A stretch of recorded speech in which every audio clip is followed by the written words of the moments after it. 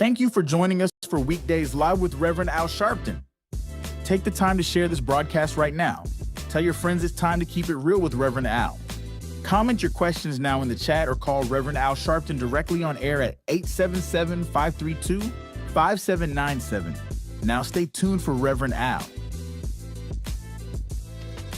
This is Reverend Al Sharpton. As you watch the broadcast, support National Action Network. Go to www.nationalactionnetwork.net and be involved. You can join, take your membership right online, www.nationalactionnetwork.net. Getting ready to start the program, but we need you to be part of the movement.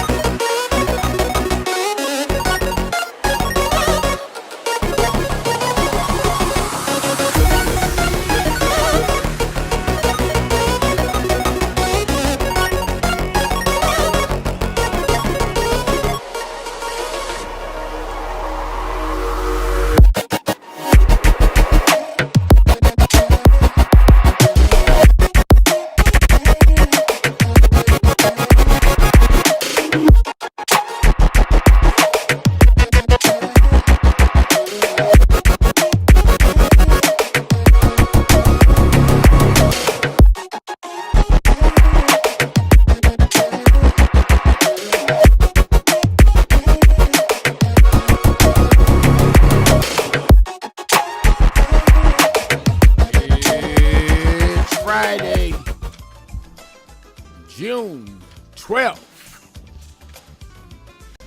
Do you know what time it is? It's Al Sharpton's time. And for the next 3 hours, it's time to put aside all pretenses, deception, denial, or fronting. The time has come to keep it real on Keeping It Real with Reverend Al Sharpton. A very good afternoon to you across the country, and good morning to our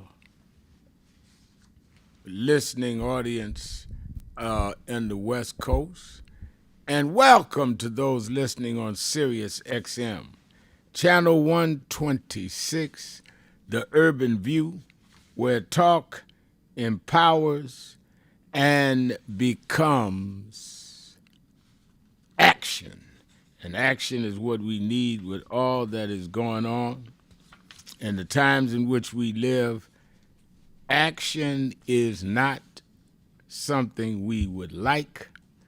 I think we are seeing something that is required. I'm coming to you live from our National Action Network corporate headquarters in New York. And for the next 3 hours, it is Exhale Friday, and you can talk about whatever is on your mind and whatever is in your heart. And we will be hearing from you either by calling me at 1-877-532-5797 or going to the message board at www.nationalactionnetwork.net.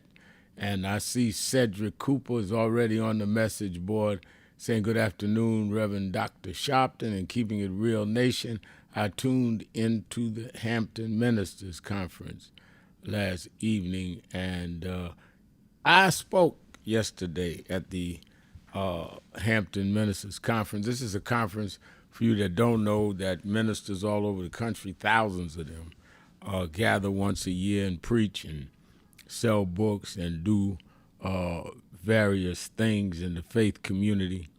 And I was the senior statesman preacher yesterday morning in Hampton, Virginia, at the Hampton University, and there I'd say 5,000-6,000 people there in the auditorium. Well, not the auditorium; it's like a stadium. And I was honored to do it, and then was going from there to Chicago to speak this morning at the Rainbow Push Conference, and we got to the airport in Norfolk, which is right outside of Hampton's, right outside of, and they told us there were tornadoes in Chicago. Couldn't fly to Chicago. Chicago's airport's closed down. So we waited. The tornadoes didn't move, so we decided to come to New York and got on a plane, and they pulled out, and then they said, bad weather in Pennsylvania, this flight's canceled. So I ended up having to drive all night. Got a car and a driver, and we drove all night, me and my travel team, to Washington, D.C., and then because everybody had been canceled, there was no bookings for Chicago or New York that we could get in this morning, so I literally had to get another car and driver and drove into New York. So I will obviously not going to make Rainbow Push's convention. I'm certainly going to send a tape message to the conventioneers. And I understand a lot of people couldn't get around the various parts of the country. But I'm glad I'm here because we need to exhale. There's a lot to talk about, and I want to hear what you've got to say, and I'm going to tell you what I've got to say. And let me start by saying, woke up this morning, as I said, in Washington, in the hotel, and again, Donald Trump is playing with people's minds and their lives. He's saying now that there's an imminent decision that will end the war. We have finished the war in Iran. And he says there's a final threat that has been off the table, and a final deal is imminent. And one report says he's going to pay a certain amount of money. And the amount of money is far less than he accused other administrations, including President Obama. It is clear to me that we are looking at a situation that Donald Trump thought he could go in, have a quick victory, most likely talked into by Benjamin Netanyahu, the Israeli prime minister, and found out what others could have told him, and that is the Iranians are not going to just bend and bow. You are have people there, whether you agree or I agree or not, that believe in what they're doing and are doing it to the best of their ability, even if it costs their lives. And that's what he's dealing with. What we're hearing, Joanne Kemp on our message board is saying, sounds like the Obama's deal no matter what he's saying. Absolutely. There's no matter what he's saying. So we're looking at that. We're looking at what is going on with the question of the Supreme Court blocks an execution of inmate with lower court found cruel and unusual. That's a good thing. And we are also looking at this is Black Music History Month, and we want to really hear from you on this week. We said we wanted to hear the three songs that you wanted to make sure you said are the three top in your mind on Black music history. And I think that, songs and music, as I study our history, is so important, so much a part of our history. And I think that you and I should be able to find some difficulty in choosing the top three. But let's talk about all that. I'm also getting a notice here there's a active shooting in Texas. Let me get more information, and we'll be right back after the break. 1-877-532-5797. 1-877-532-5797. Sharpton. Exhale Friday. Be right back. Keep it real.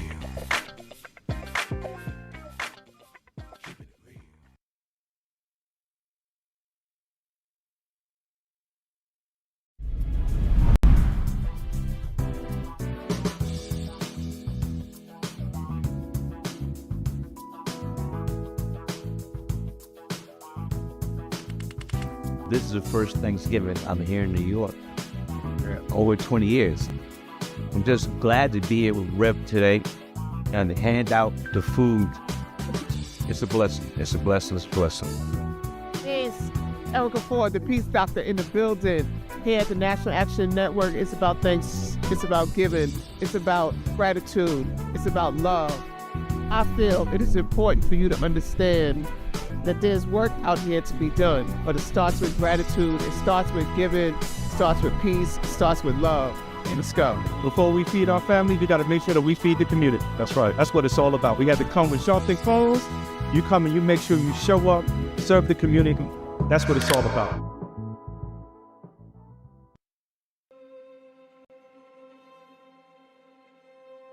In 1929, a child was born who would one day awaken the conscience of a nation. Dr. Martin Luther King Jr. did not inherit a world ready for justice. He inherited a world resistant to it. Yet through faith and fearless leadership, he transformed struggle into strength and vision into movement. Yes, we're on the move, and no wave of racism can stop us. Yes, sir. The burning of our churches will not deter us. Yes, sir. The bombing of our homes will not dissuade us. Yes, sir. The beating and killing of our clergymen and young people will not divert us. Yes, sir. The wanton release of their known murderers will not discourage us. We're on the move now. Yes, sir. Like an idea whose time has come. Yes, sir. Not even the marching of mighty armies can halt us. Yes, sir. We're moving to the land of freedom. Yes, sir. His dream was never meant to live in history books. It was meant to live through us. And today, that vision still lives. It lives through leadership that refuses to be silent, and through those entrusted with carrying the legacy forward through the moral leadership of Reverend Al Sharpton and the continued stewardship of Martin Luther King III, ensuring that Dr. King's dream remains a mandate, not a memory.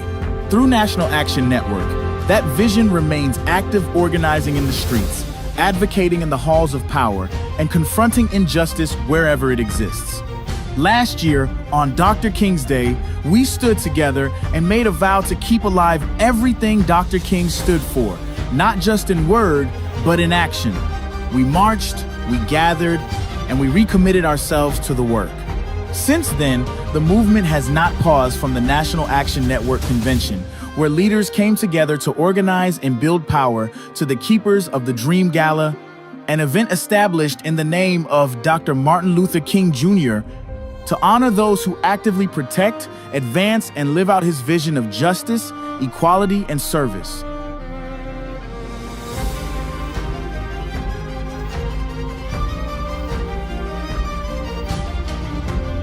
It is especially meaningful to remember that Mrs. Coretta Scott King was honored at the very first Keepers of the Dream Gala. A leader who has protested injustice with a passionate, unrelenting commitment to nonviolent action in the spirit and tradition of Martin Luther King Jr. And I am talking about your leader, our leader, the Reverend Al Sharpton. And she did more than honor the dream she protected. At the 2000 March on Washington, Mrs. Coretta Scott King charged Martin Luther King III and Reverend Al Sharpton with the responsibility of carrying forward Dr. King's vision, ensuring that the movement would remain alive, relevant, and unafraid. And to see them today here warms my heart, because indeed the future of our leadership is in good hands, especially with all the others who are here in support of them. And I want to ask first that Martin Luther King III come forth, and then Reverend Al Sharpton. These young men have done an outstanding job, and we need to continue to support them.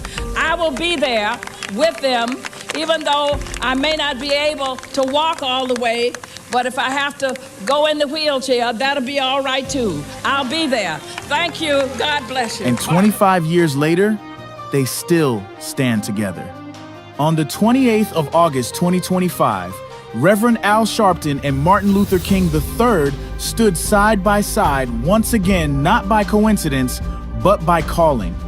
On a date forever tied to the legacy of Dr. Martin Luther King Jr., they came together in unity and purpose to keep the dream alive, this time on Wall Street. Wall Street represents power and too often unchecked inequality. So they showed up to declare that economic justice is civil rights and that accountability must exist wherever power lives. Dr. King taught us that the moral arc of the universe is long, but it does not bend on its own. It bends when people are willing to pull it. And we are still pulling, still standing, still holding up the dream, because the work is not finished and the dream still demands defenders. He is a tireless civil rights leader, a fearless voice for justice, and the president and founder of the National Action Network, which proudly marks its 35th anniversary of fighting for justice, equality, and accountability. Please welcome Reverend Al Sharpton.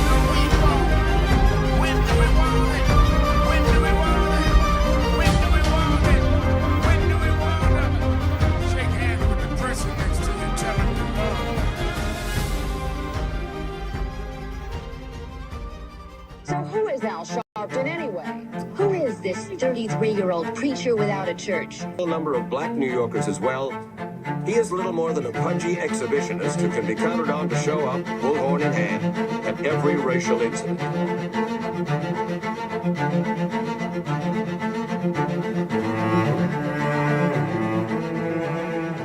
I often quote Mark Twain saying, "The two most important moments in life is the moment you are born and the moment you find out why you were born." I had a very troubling conversation the other day that prompted me to do this little video. Young man that I've known a while came to me, and he was crushed. I mean, really crushed, because people were criticizing his work. He's in the ministry, but he's also an actor. And he said he couldn't understand why people were jumping all over, criticizing him, trying to find scandalous and derogatory things about him. And I told him, I said, you know, you're very young, You don't know the road I've traveled. They called me everything but a child of God. The blabbermouth, the loudmouth, too flamboyant, an agitator, a racist, I a race had to baiter. learn. Yeah, right. I was not defined by how others saw me. I was defined by how I saw myself and whether I was being true to myself. Some of you watching this don't like me. And it doesn't matter as long as I know what I'm doing. And I like me for being real. So I'm doing this video to say to you, whoever you are, and whatever you do, you may not be in ministry or social justice, none of this stuff, but don't live your life worried about opposition or people that don't like you. You can turn that around. Use me as an example. The same people that call me a scam artist, a con artist, a sellout, or racial hustler and all, I kept going. And the people I respected started respecting and publicly embracing my work. When Coretta Scott King, the widow of Dr. Martin Luther King Jr., had this to say about Al Sharpton. A leader who has protested injustice with a passionate, unrelenting commitment to nonviolent action in the spirit and tradition of Martin Luther King Jr. And I am talking about your leader, our leader, the Reverend Al Sharpton. The other thing that hasn't changed is the National Action Network's commitment to fight injustice and inequality here in New York City and across America. And that's not only a testament to Reverend Sharpton, it's a testament to all of you who are here tonight. First and foremost, to Reverend Real, Sharpton. keeping it I real. saw I'm him when your he host, first came on the scene. Reverend Al Sharpton. And we're back. 1-877-532-5797. 1-877-532-5797. It's Exhale Friday. A lot going on. And among the other things I was checking out as I was traveling is that today the Department of Justice is pushing forward on claims of election fraud. They broke into raided a voting rights group in the Midwest. So the continued fight, they started with the Southern Poverty Law Center, going after various groups. It is interesting that we've heard not a peep. It's interesting, but not surprising that we've heard not a peep from the Republicans that had so many conspiracy theories around Donald Trump that have no problem with seeing the weaponizing of the justice system when it comes to groups that are clearly opposed to tyranny in this country. Let me say by way of announcements, we are going to have a lot going on this weekend, and I want you to know what it is. Certainly we are seeing the finals, NBA finals. They go move to San Antonio, and the Knicks, who are many of us that are New Yorkers are rooting for, only have to win one more game. I think they have one game tomorrow night.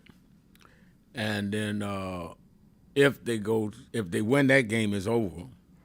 Or the second game, if it goes to another one, they will be on Monday night. So now Spike Lee, who was on Politics Nation Saturday before last, says that the Knicks will win in 6, which would be Monday night. But they may stop the jive in 5, which is tomorrow night. And I think, I referred to the Knicks win in my sermon yesterday in Hampton. And I think that it is something that's caught a lot of enthusiasm, particularly in New York, because they have not had a championship here since, I think, 73. and it's a long time. Let me say by way of announcements, and I'm going to the phone. This Exhale Friday. Don't forget, watch Politics Nation. You really going to want to watch it this weekend. I promised you it was some heavy hitters, and they are going to be some heavy hitters on tomorrow and Sunday. I'm going to have on tomorrow, I'm going to start it off. It's Senator Cory Booker himself. Cory Booker will be on. He will talk to me. I want to ask him about the intelligence chief that has been chosen by Donald Trump, Oliver Palty, and how the Senate's going to block that. I want to ask him about the Congressional Black Caucus PAC meeting. I want to ask him a lot of the legislative ideas that's going forward and the midterm election issues. I also will have on the head of the Congressional Black Caucus Political Action Committee, Congressman Glenn Ivey. I will have, I'm looking at some of the local races, and I'm going to have on early voting starts in New York tomorrow. So I'm going to have on Antonio Reynoso, who's the Brooklyn Borough president, who's running for Congress. I'm going to have others on too. And I'm going to end with a Chicago church has offered $10,000 reward after Burning Cross was discovered at Grant Park, and the person of interest who allegedly set the cross on fire sought it ahead of ahead of the Obama Library opening next week.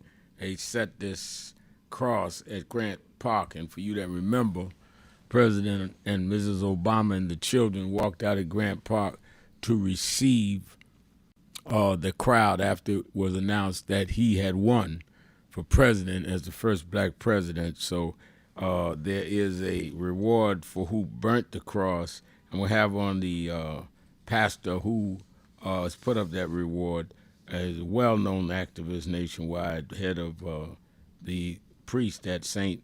Sabina Church in Chicago.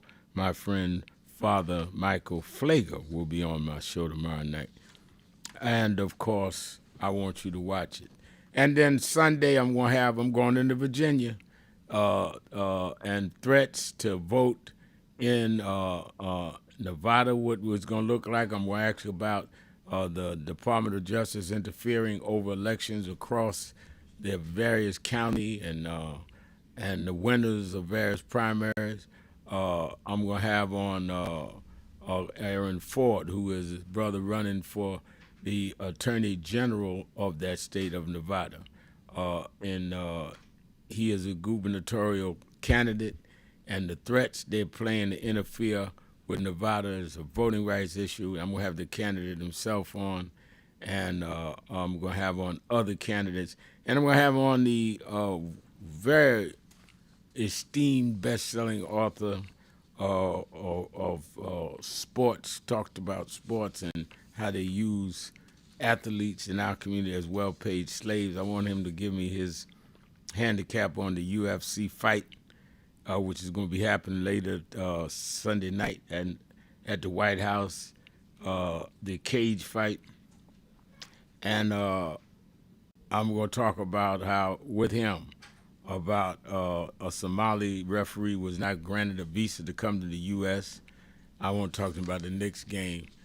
Bill Rhoden will be on my show Sunday night. So both nights, exciting guests, top, as they call it, A-list guests, and you need to tune in both nights. And be that I'm on 5 p.m. Eastern Time, it doesn't interfere with you or me watching the Knicks game Saturday night, and you or me making sure we avoid watching Donald Trump's birthday UFC fight on Sunday night, because that's all it is. They're talking about Flag Day. They're doing it as Trump Day. And to set up that cage and all of that at the White House, I was, unfortunately had to go through Washington to get home, as I said. But I didn't even want to look that way as we got in the car having to drive back from Washington, a 4-hour drive today. It just desecrates this whole nation. And look, I love the boxing. Cage fighting is a little different to me because it's more brutal to me. And boxing was brutal to some people, but it was more art. But this is, and then, soon they'll be having, the animals fighting each other again. It's just, it's getting to that kind of bloodthirsty savagery, celebrating that. It's just my personal opinion. All right, we're going to the phones. It is Exhale Friday. Whatever's on your mind, whatever is in your heart, 1-877-532-5797, 1-877-532-5797. And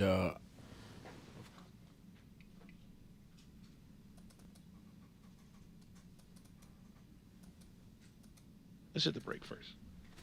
Yeah, I think let's take the break. I was getting ready to go to a caller, but we'll have to stop him anyway, so let's go right to the break. We'll be right back. Exhale Friday, 1-877-532-5797. Sharpton, keeping it real. Be right back. Keeping it real.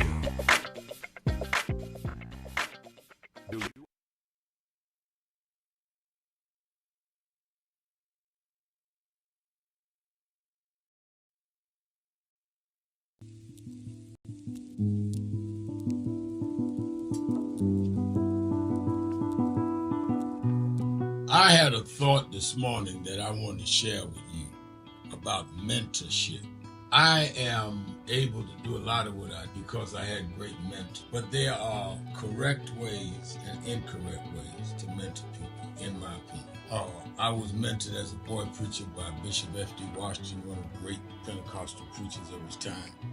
Then Reverend William Jones, who became my pastor after Bishop Washington died, who was unquestionably in the top 5 black church ministers, theologians.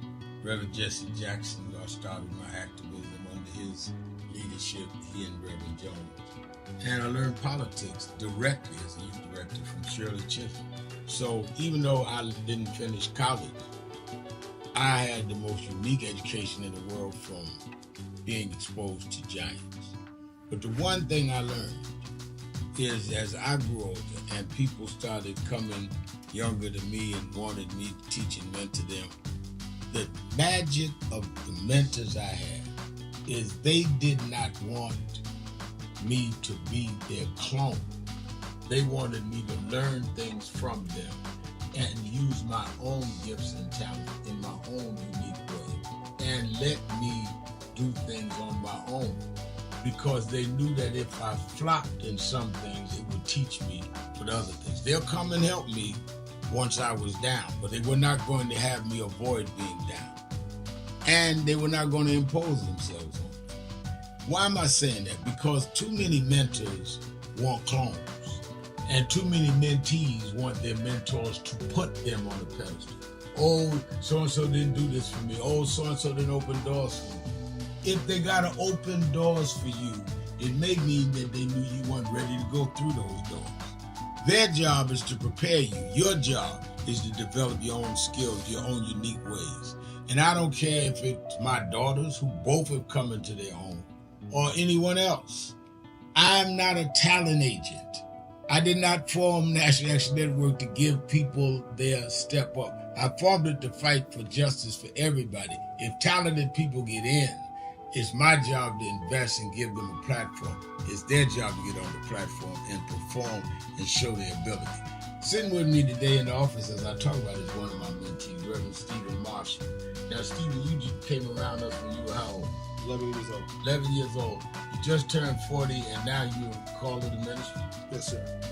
And what do you do in National Action Network? I formulate policies, lead in various regions, but most importantly, I senior advisor to you on all things from social justice strategies, politics, intergovernmental affairs, you name it, community organizing, all of that stuff. And I could go through scores of others. My daughters started Huddle. They got huddles now, which is for young people to meet once a week all over the country. I just saw the video from the Las Vegas National Action Network chapter.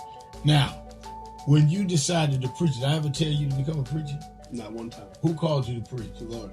All right. And did I say go to this school or that school? No, sir. Did I open this door, that door? Did I tell you be ready when the door is open? Always be ready and prepared. And that's what I'm saying. Get you some young people than you that you can help along the way. But don't be their talent agent. Their talent must speak for themselves. And anybody that grumbles with you about so-and-so didn't do something for them, maybe it's because they didn't feel you were ready, or that they felt if they did it, you wouldn't do it on your own. But we all don't live forever. I want the next generation to speak to of me, of National Action Network, and others, the way I speak of Reverend Jones and Bishop Washington and Shirley Chisholm and Reverend Jackson. But I just don't want young people to feel that somebody ought to give them the reins of leadership or give them the reins of business or whatever it is you're in. You need to learn from their journey, get the pearls of wisdom from them, but don't have them do for you, because then it means you can't do it for yourself.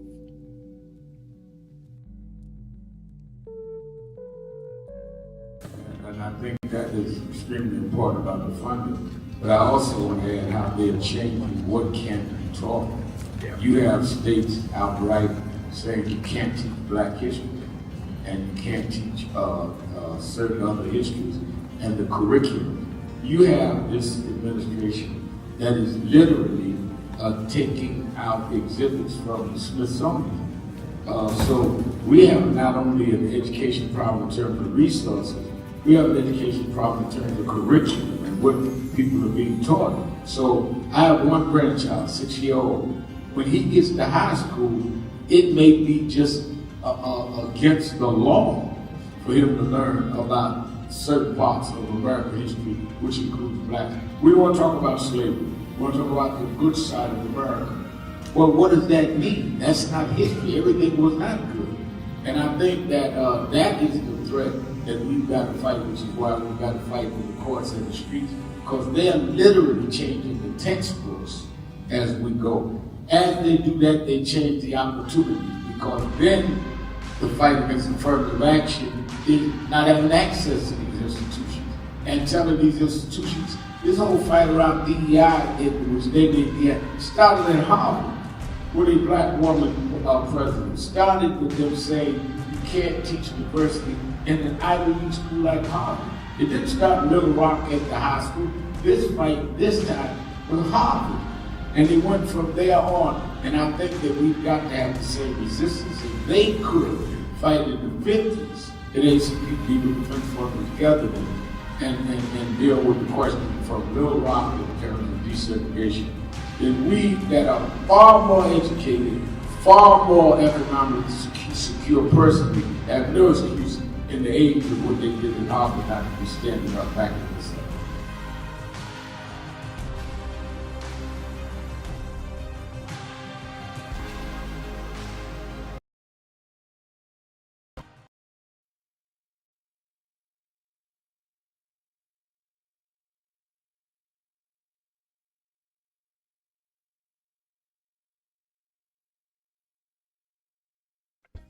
Keeping it real, keeping it real. I am your host, Reverend Al Sharpton. It's Exhale Friday, whatever's on your mind, whatever's in your heart. 1-877-532-5797,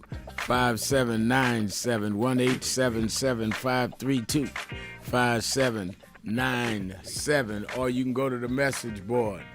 OG Kelly is saying on the message board, these cuts to health care and the Affordable Care Act is going to cause a lot of people to lose their lives. Literally. Now, this is not no speech, no talking point OG is talking about. This is literally the case. Let's go to the phones. Let's start with JT in Milwaukee, Wisconsin. JT, you're on Keeping It Real XL Friday. Yes, sir. Good afternoon, Reverend Sharpton. Good afternoon. How you doing, sir? I'm doing great. Hey, Rev, first of all, I would like to say I called for Black Music Month because I want to ask you a question about somebody that I remember back in old school, back, I would say, circle 1950 or 1960. But, Rev, before I say that, I just want to say thank you for what you do. Thank you. And, Rev, and you're welcome. Hey, Rev, Black Music Month. I don't know if you remember this gentleman, but his name was Brooke Benton back in the days. Mr. Brooke Benton back in the days had he did a lot of great songs. He had that baritone voice and stuff like that. Real. One of my favorite songs was A Rainy Night in Georgia. Yeah. Yeah, no, you remember that? Real? I remember that. Over and by my suitcase, trying to find a warm place. Yeah. Spend the night. Yeah, I remember that now. I was a kid, but I remember that. Rainy night in Georgia. Yeah. It's a rainy night in Georgia. Yeah, I love it. Yeah, no, I remember that. You know, I remember that very well. Hey, but Rev, okay, so Rev, that's one of my for Black History Music Month. Rev, that's one of Mr. Benton. I think his name was Rev. Was it Benton? I'm sorry, Mr. Brooke Benton back in those days, Rev. Yep. He had a rainy night in Georgia, Rev. Yeah, and I met him. You know, he ended up being a member of a Baptist church out there. I think he started either preaching or singing in the choir, but I met him when I was a boy preacher, and he was still going pretty strong. Brooke Benton, that was a wonderful memory, but go ahead. But anyway, Rev, I just want to mention that for Black Music History Month. Yeah, Mr. Brooke Benton. Yeah, The Rainy Night in Georgia was my favorite, Rev, even though he did a whole lot of great music back in those days, Rev. Like I'm saying, that baritone voice. So, Rev, you remember that? And I remember that. So, Rev, thank you for taking my call. I just want to mention Mr. Brooke Benton back then with Rainy Night in Georgia, Rev. You have a good day, sir. I'm glad you called. Thank you for the memory. Let's go to Rick in Germany. Rick, you're keeping it real with Al Sharpton. It's hot. It is Exhale Friday. I almost went to Monday. It is Exhale Friday. I'm right with you, brother, man. I'm right with you. Good day, good day, good day. Good day to you. It's hard to follow that, brother. Music is essential to the soul, not just the souls of black folks, but folks all over the planet. And yet, the times are serious. The media is an overdose of information, and you have to wade through it to find out what is important to you and your world there in America. I want to start off by talking about the war in Iran. 2 quick points.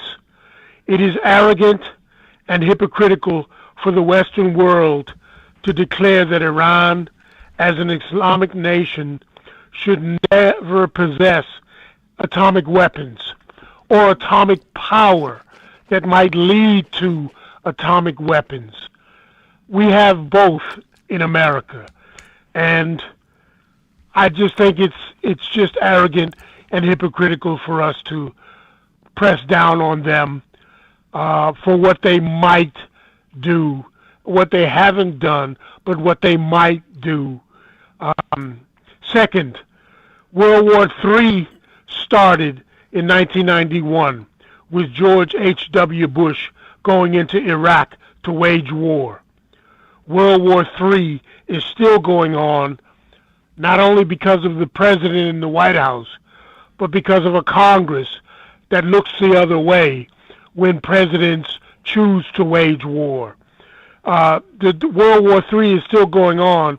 It's just a different Islamic country about every 6 to 10 years. We're still fighting.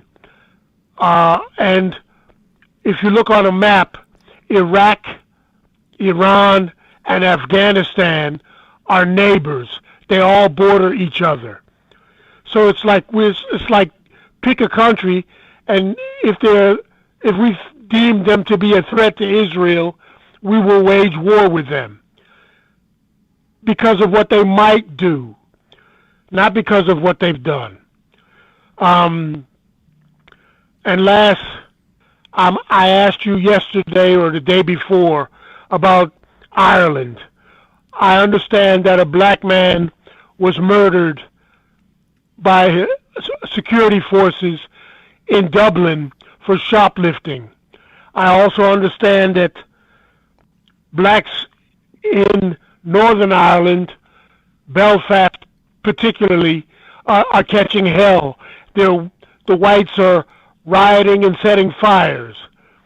Did you look into any of that? Yeah, I've talked to our people in London, and I'm very much on top of that. Even as I was traveling, I have no definitive word from them on what their conclusive recommendation that we do to support.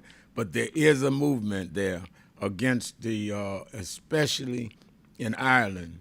The killing happened in Dublin, but I understand there's other parts of Ireland where they're rioting by whites, and I will keep you advised. But I have looked into it, and I've gotten one of the people on the ground and any people that ever come to my National Action Network conventions have seen our international panel and have seen where we have had, I think probably for the last 5 years, one that was one of the leaders of Operation Black Vote there in London, who's now in the House of Lords, and he and I talk and anything I deal in Europe, and he put me in touch with the people there in Ireland. So I'll give updates as I know it. Thank you, brother man. Thank you, and thank you for your call. Bob Watson, 1162, saying that MS now is doing a live stream of removing Trump's name from the Kennedy Center. Yeah. Judge did say he had to bring it down. He's still mad about that. I think that they are trying to block it, but to no avail. James Mitchell is saying a federal judge in Alexandria, Virginia, has put a preliminary injunction on Trump's anti-weaponization fund. I don't have the type of uncontestable evidence to show that it is that it won't be repeated. And interesting. Thank you for both of those exhale postings. Let's go to David in Baltimore, Maryland. David. There's a law of diminishing returns. Hello. The Chevron, or excuse me. Are you talking to me, or is that radio? You must be talking to somebody else. Yeah, I think you're talking to somebody else, David. Let's go to Mustafa in Cincinnati, Ohio, the Buzz. Mustafa. Hey, good afternoon, Rev. Good afternoon. Yes, sir. My 3 songs for Black History Month. Man, so many. Number 1 on the list is James Brown's Super Bad, parts 1, 2, and 3. Why did I know you were going to come with at least one James Brown? But go ahead. Oh, yeah, got to have some James Brown, man. He calling everybody in that song Super Bad, parts 1, 2, and 3. He calling Bootsy, his brother Phelps. Man, he calling Jabbo Stars. He calling everybody, man. Yeah. I got to have Sade. You know, Nothing Can Come Between Us. Wow. And lastly, yeah, man, Nothing Can Come Between. It's a powerful song. People hear it, they can feel it. Lastly, I got to throw my main man, Curtis Mayfield, in there. Right on for the darkness. I got to remind people that they black. I got to remind them. Powerful songs. You know, in this day and age, Trump is like a dinosaur. Keep trying the fence, man, chipping away at everything we have gained. You know what I'm saying? So we got to hang in there. We got to hang in there and do our thing, man. We always have. You feel me? This is like when Ali got knocked down in Super Fight 1. He got back up, came back and won the title 3 times. That's right. So every time we get knocked down, we get up. No doubt about it. We Well, get up. hey, let me tell you, I said in my sermon yesterday in Hampton, if you want evidence of that, look at that last game the game 4. Yeah. Where the Knicks were down 29 points. And didn't give up. And came in, first time in history that ever happened in the NBA Finals. First time. Never gave up. First time. And whether you like the sport or not. That's right. That's perseverance. And whether you like the sport or not, you got to take the message from that. Don't give up. It ain't over till it's over. And even with them down, Mustafa, and they took that shot,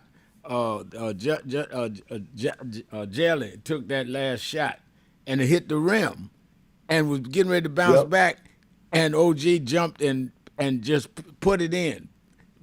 I mean, that won the game and goes down in history. Won the game. If he had not been able to go back and just tap it in, sometimes, you know, I did that in the sermon yesterday. Sometimes when you get on your last and you come back, you may think it's over and your life hits the rim. God will have somebody just tap it in for you anyhow. Don't give up. We can't give up. You know what? I was watching the game. A buddy of mine tapped me on the shoulder and said, man, look, let's go. The fat lady is singing. I like that. I like that. I love that. All right, my man in Cincinnati, Mustafa, thank you. Have a good weekend. Let me take a break. We'll be right back. Akeem Smith said, yeah, God has the final word. He always did, and he always will. He'll have the final word. You just can't give up until he comes with the final word. Keeping it real. Sharpton. Exhale Friday. Be right back. Keep it real. Breaking news. The issues, the story.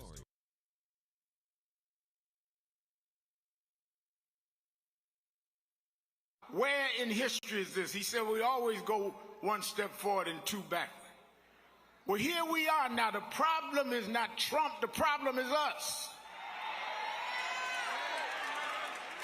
We are allowing ourselves to be lowered and our children to feel inferior because you don't have an I am somebody person. You got our artists calling our women bees.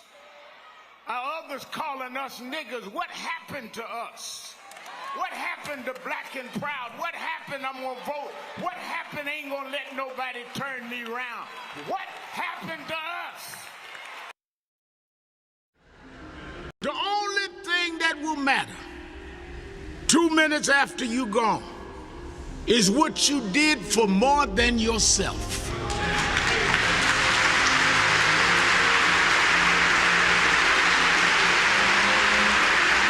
Think about this. Think about if today is your last day. If this is your last service, what can they say about me? And if you're not satisfied with your own answer, you should leave here today working on yourself and building on what you need to build. Because God is here. He's available to you if you but use what he's giving you to be more than self-indulgent. Now, I know many of us come with reasons we won't step out. But I come to tell you that's why God is here. God takes the ones that are the least likely and gets the most done. As I have seen in my life, people that were the unexpected and rejected are the ones that end up the greatest. So don't let whatever mistakes or whatever things that may be in your past hold you back. God is not trapped in your past. God is there for your future. And he's there that every day you wake up was a divine decision he made to give you another opportunity to serve.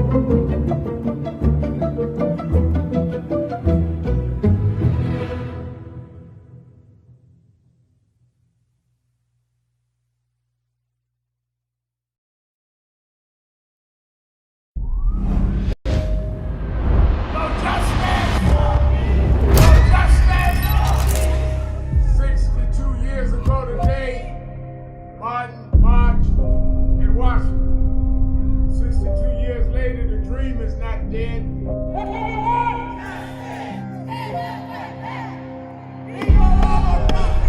I'm here because I must be here. Democracy is not there for the pig, and you have to fight for democracy. That's what it is. What Trump will erase, we will replace. It's the dreamers in many cases have reversed and tried to turn it into a nightmare. We come to Wall Street rather than Washington this year to let them know you can try to turn back the clock, but you can't turn back time. We gonna keep the dream alive on Wall Street.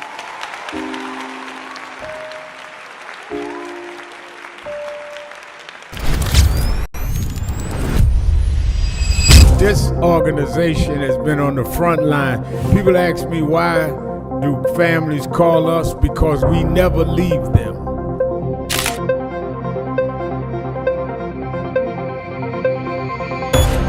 No justice!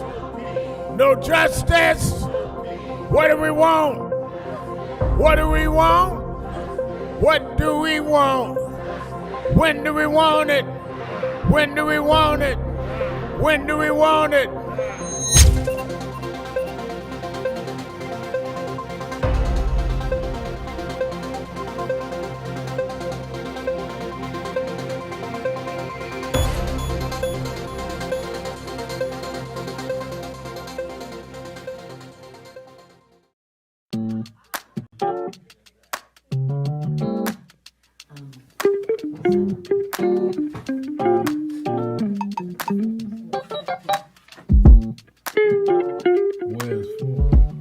I see I'm in today's New York Times word puzzle, and they're asking what is Al Sharpton's title for short. It's Rev. I didn't know everybody knew that. But the people in the New York Times, they didn't call me Rev. They should call me Reverend. No.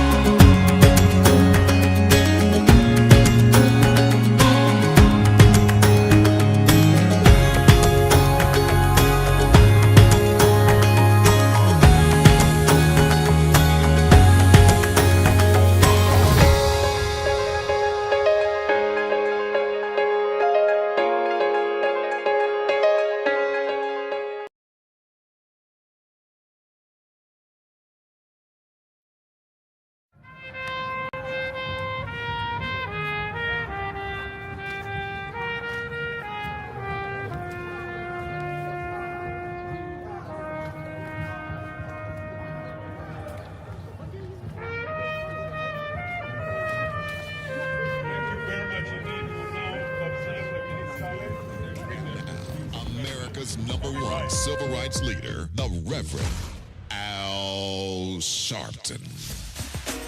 You live. Keeping it real, keeping it real. I am your host, Reverend Al Sharpton, and we're back 1-877-532-5797, and we are back. Let's read off the message board. Pauline McCullough says, remembering also the late Donny Hathaway. Donny Hathaway was a beautiful artist, beautiful singer, and I think that it is absolutely important we remember people like him. Daryl Prunty, 1780, says, this is my country, mighty clouds, the mighty Speed and Curtis Mayfield and the Impressions, Kurt Tom Records, 1968. I like that. I like that a lot. Let's see. David in Baltimore is back on the board. Is he off the speakerphone now, David? I don't hear David. Oh, there we go. Yeah. Thanks, Robert. Yeah, sorry about that. I was actually two-timing with you on. I was on a Fresno station trying to set them straight about fracking when you came up to me before. Hey, well, as you were talking about the cheating of America that's going on, when you start thinking about those Voting Rights Acts, that's really an issue of taxation with representation. And the old boys don't want anybody to get representation. And, that's the whole point. And when you start listening to hate radio now, they're calling Democrats evil and demons and whatnot. And I just smell the Inquisition coming with that crowd. So, but on a good note, we're one vote away from impeachment right now. Yeah. And so that's a nice opportunity there. Hey, the other thing I was going to raise, I'm big into the environment and big into economics. You remember I've talked about the penny economy, and that we've got all these pennies floating around, and they're going to be, we can come up with our own value with them. We could make a penny worth more than a cryptocurrency, worth more than a Bitcoin. And one of the things that happened here in San Francisco about 15, 20 years ago was one of the board of supervisors did the economics on making mass transit free, entirely free. Apparently the fare box takes up about 2/3 of the budget of the whole bus company. 2/3 of the what? budget. The fare box. Okay, yeah. And so, and so 1/3 of it is paying the maintenance and paying for the drivers. And so if you were to look at that, if you take the fare box out of it and you just turn it into a system for moving people, getting people up in the morning and back down from work and all this sort of thing, running to the library, running to the grocery store, all the money that is spent on gasoline currently is getting sucked out of town. But if you make the mass transit free, then all of that money stays in town and gets spent other ways. And so by making it free, they entirely changed the economy. Say like San Francisco might spend, I don't know, I'll guess $14 million a day on gasoline. Well, if we can have $14 million a day stay in town, that comes back in sales tax and a lot of roofs fixed and a lot of back porches fixed and a lot of brand new tires, anything related to other stuff than cars, let's say. And so the idea that a penny, how can we make a penny worth more than a Bitcoin? Well, it's already done with mass transit. If you just make sure that a mass transit works and people enjoy climbing on and chatting with their friends or reading a book or whatever, and that money stays in town and comes to other good purposes. So it's, the whole idea of being sapped by the rising oil prices, let's turn the mass transit on full steam ahead and make it in an encouragement so that money is going to stay in the region. I think that's a pretty innovative idea. I'm hesitating because I'm wondering if that can be done by legislation or whether that has to be done by internal policy making by who's in charge of these municipalities. But it's an sure. interesting idea. Okay, thank you for your Well, call. it's like I was saying. This is when Gavin was still the mayor of San Francisco. Right before he became governor. Yeah. Right, and so he was faced with this, and the economics of it. Was Kevin Shelley was the board of supervisor, and he had done all the math, and he'd shown that if San Francisco did that, we would actually make $2 billion a year in sales tax.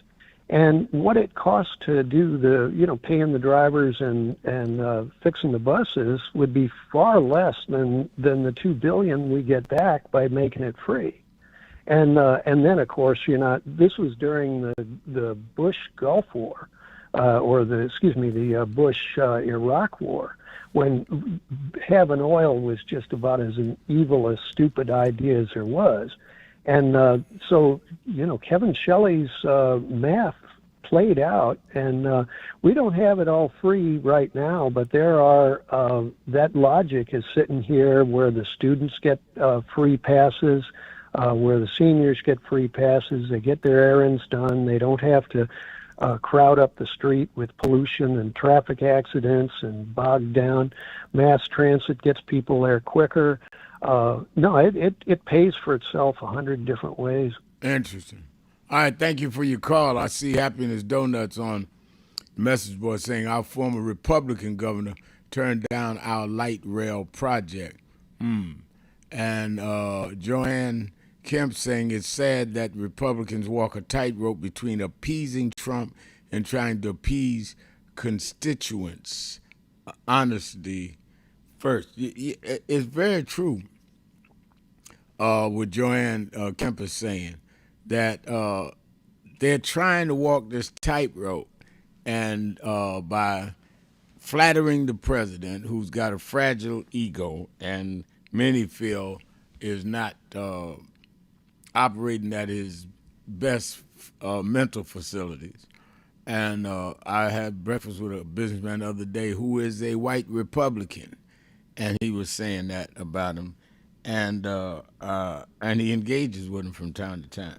And I told him, well, I don't hear y'all talking about taking him out like people were asking people to take Biden out of office. So where's the consistency?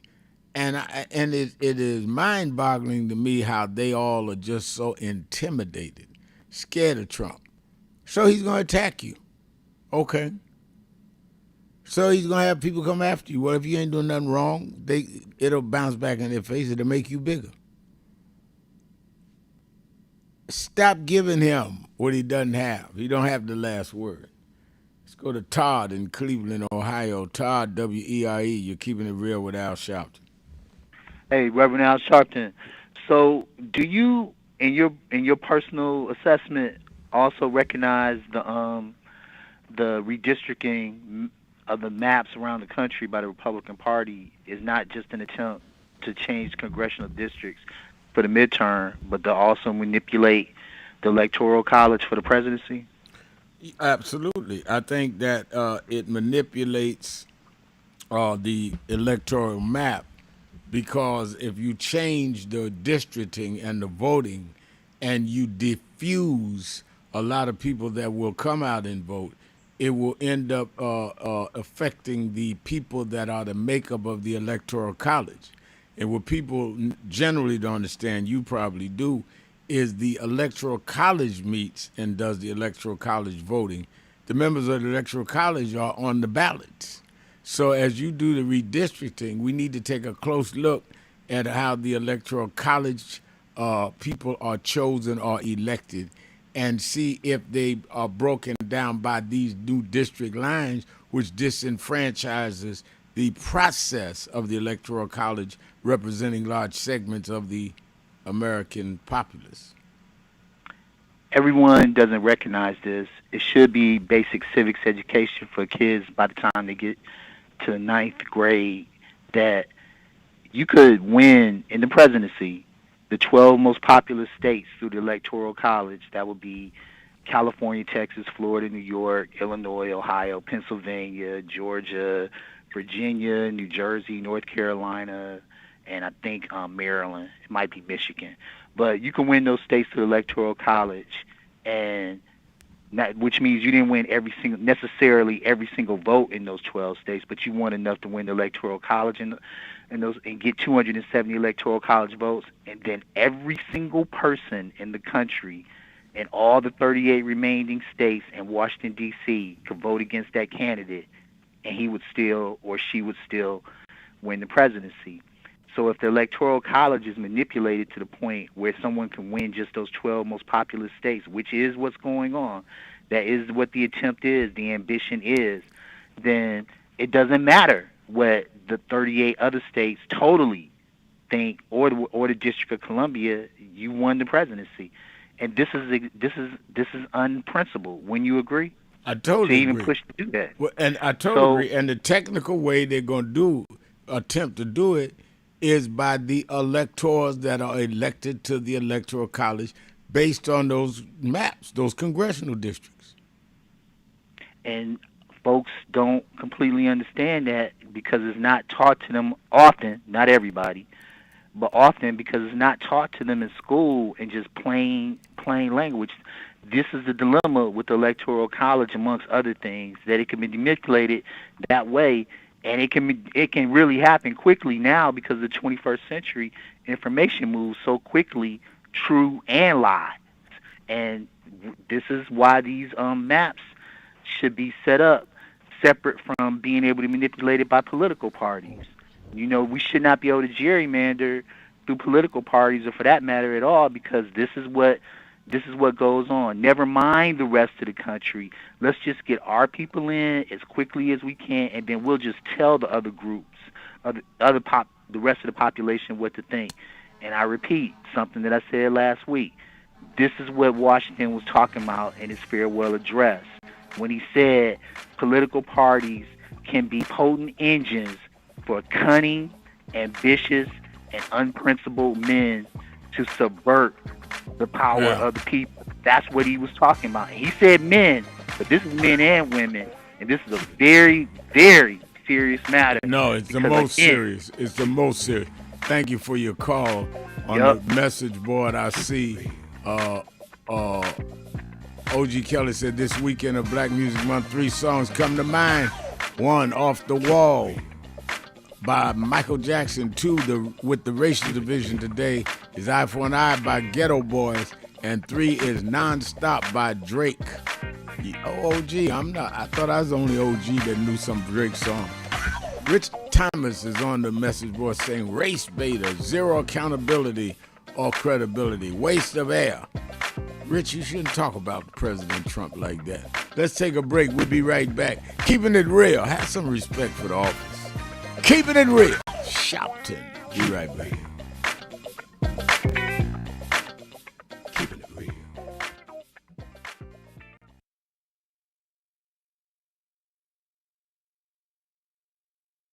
And I think that is extremely important about the funding. But I also want to add how they're changing what can be taught.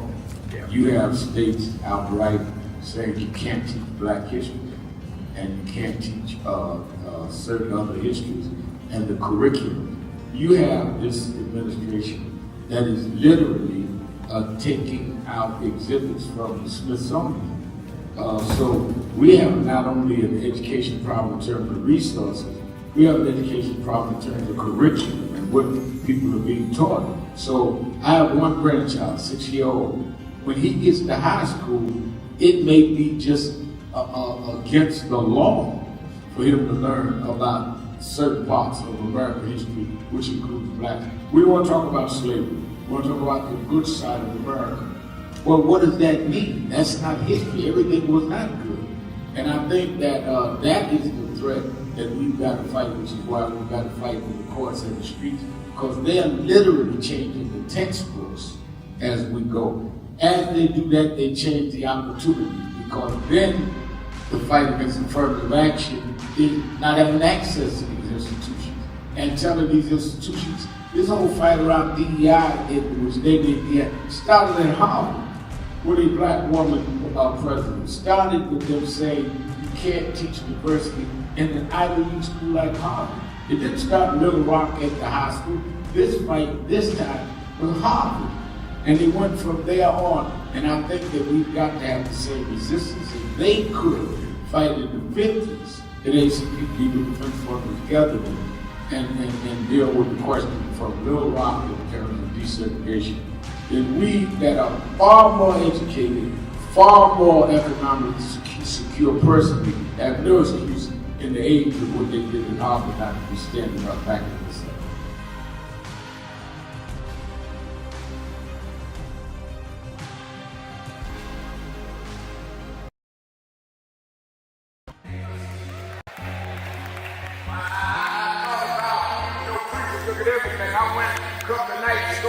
They lost.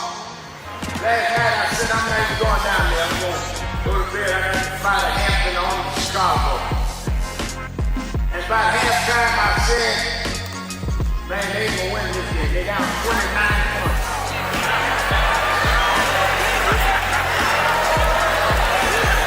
And somebody here today, you've been down. They counted you out. People say there's no way you come back. But I come to tell you, don't quit. For there's another half to play. And God will take you and let you win when the odds are against you. I know they're talking about you, but preach anyhow. I know sometimes the pews are empty, but preach anyhow. And when you get up almost where you could win, I looked at it last night and Brunson took the shot. It looked like it was going in to win the game, but the shot hit the rim and all hope was gone. But then an African named Boyd OG just stretched through the crowd and he kicked in the winning shot. If you hold on, God will tip your win.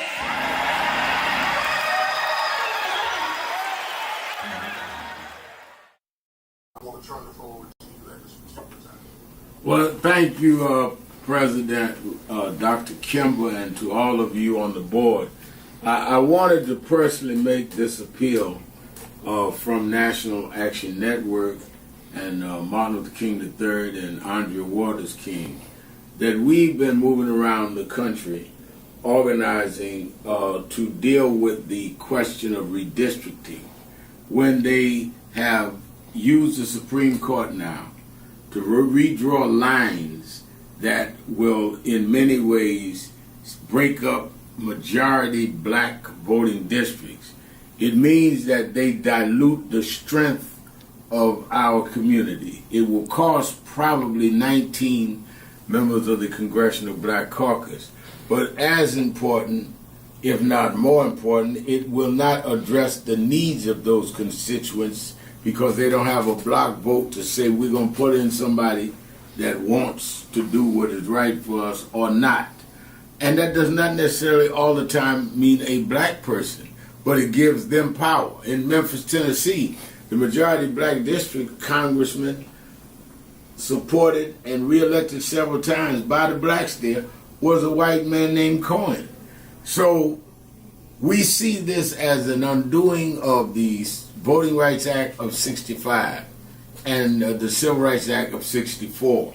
So on August 28th, we've asked people from around the country to join us in Washington, D.C. for a mass march. We've had some marches and rallies in Mississippi, some in Montgomery and Selma, but we need a national march led by the clergy, led by the faith leaders, like it was in the 60s, that will say it is a moral outrage that we would, in a time like this, disenfranchise wholesale black voters by repealing the Section 2 of the Voting Rights Act and by turning the time back.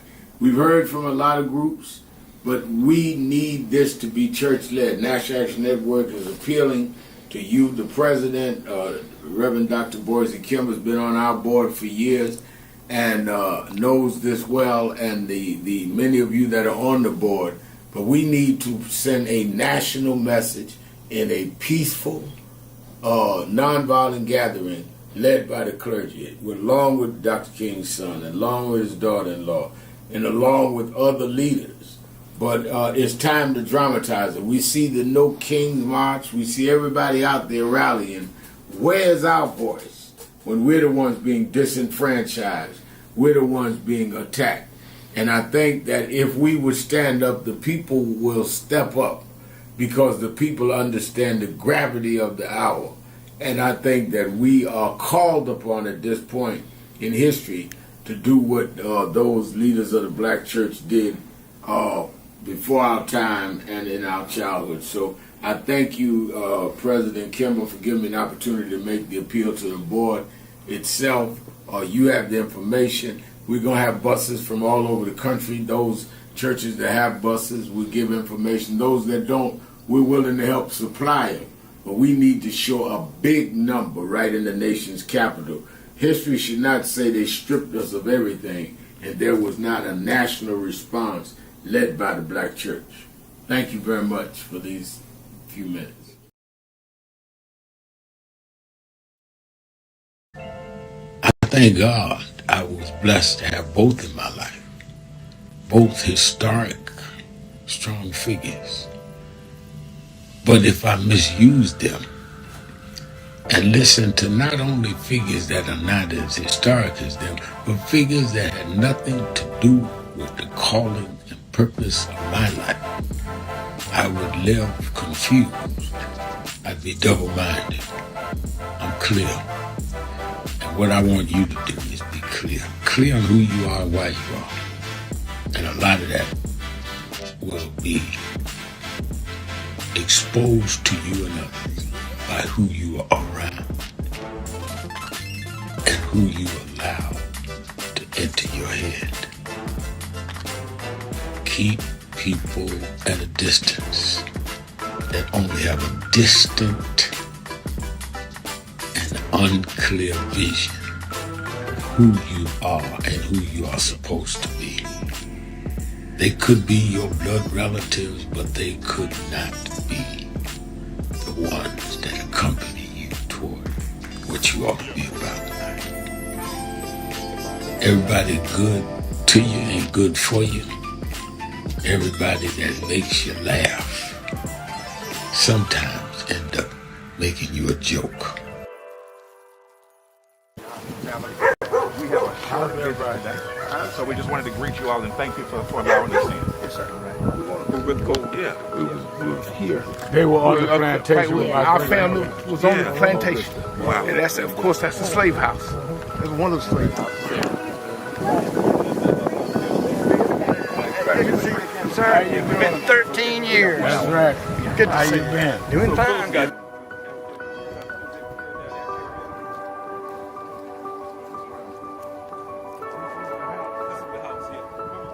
Right, so that's that. And we, Alexander Sharpton.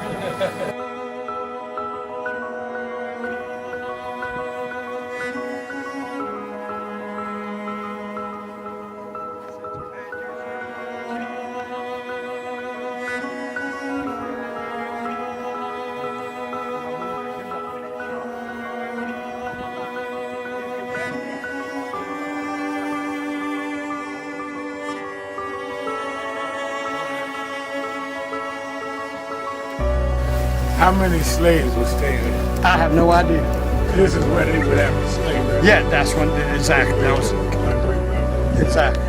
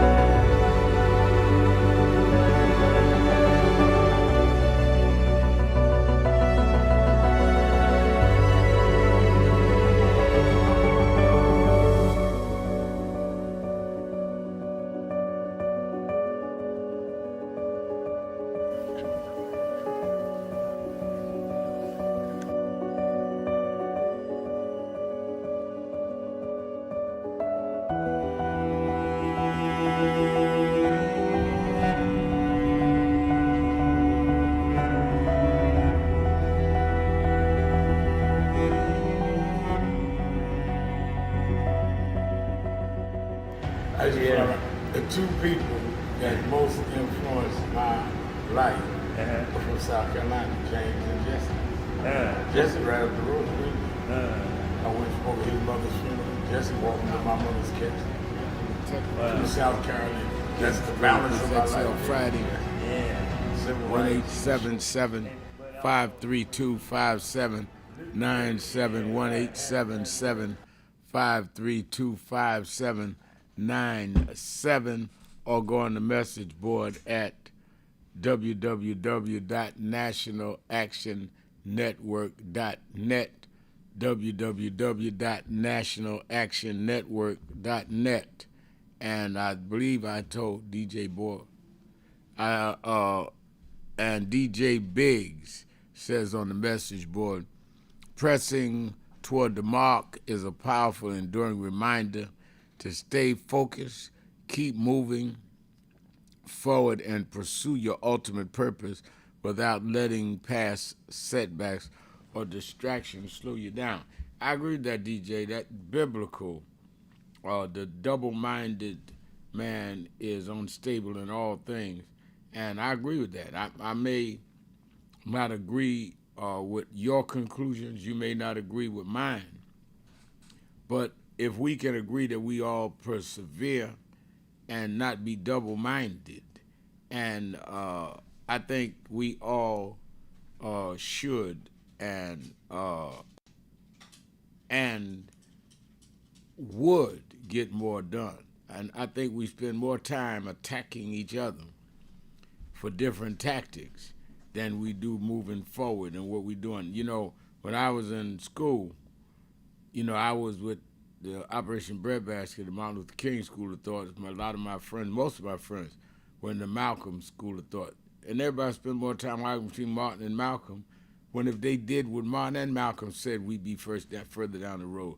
But I think that's easier for us to fight each other because we really don't want to fight the others.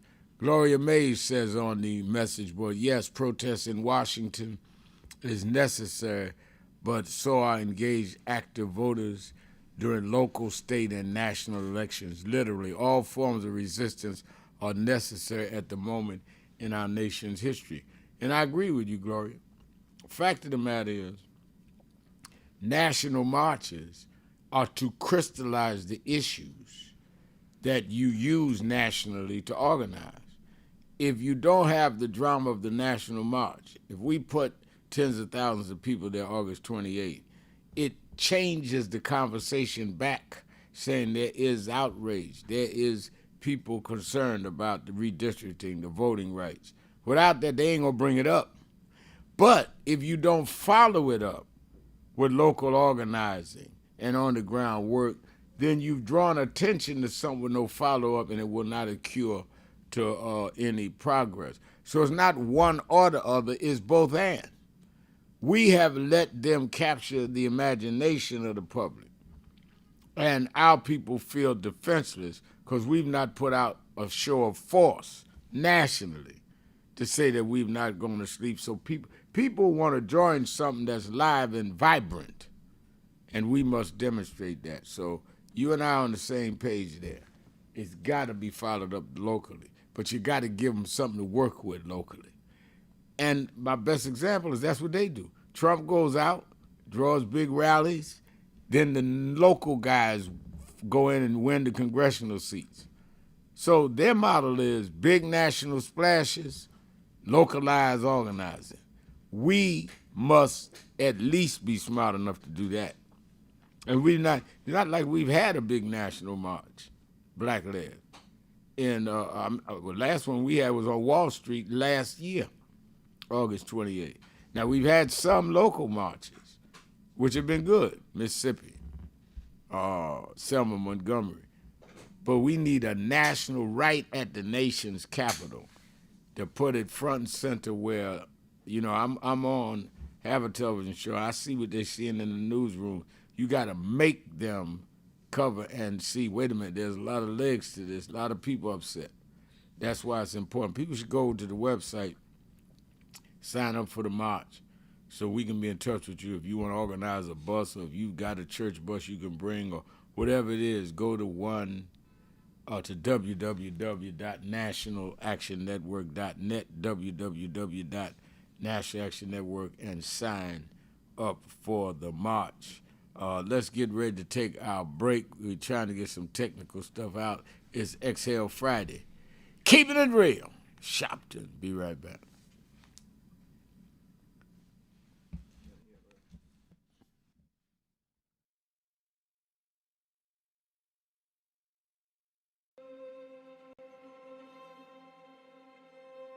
In 1929, a child was born who would one day awaken the conscience of a nation. Dr. Martin Luther King Jr. did not inherit a world ready for justice. He inherited a world resistant to it. Yet through faith and fearless leadership, he transformed struggle into strength and vision into movement. Yes, we're on the move and no wave of racism can stop us. Yes, sir. The burning of our churches will not deter us. Yes, sir. The bombing of our homes will not dissuade us. Yes, sir. The beating and killing of our clergymen and young people will not divert us. Yes, sir. The wanton release of their known murderers will not discourage us. We're on the move now. Yes, sir. Like an idea whose time has come. Yes, sir. Not even the marching of mighty armies can halt us. Yes, sir. We're moving to the land of freedom. Yes, sir. His dream was never meant to live in history books. It was meant to live through us. And today, that vision still lives. It lives through leadership that refuses to be silent, and through those entrusted with carrying the legacy forward through the moral leadership of Reverend Al Sharpton and the continued stewardship of Martin Luther King III, ensuring that Dr. King's dream remains a mandate, not a memory. Through National Action Network, that vision remains active, organizing in the streets, advocating in the halls of power, and confronting injustice wherever it exists. Last year, on Dr. King's Day, we stood together and made a vow to keep alive everything Dr. King stood for, not just in word, but in action. We marched, we gathered, and we recommitted ourselves to the work. Since then, the movement has not paused from the National Action Network convention, where leaders came together to organize and build power, to the Keepers of the Dream Gala, an event established in the name of Dr. Martin Luther King Jr., to honor those who actively protect, advance, and live out his vision of justice, equality, and service.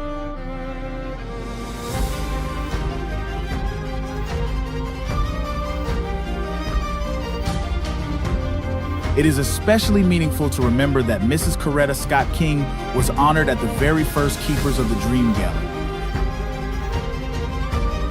A leader who has protested injustice with a passionate, unrelenting commitment to nonviolent action in the spirit and tradition of Martin Luther King Jr.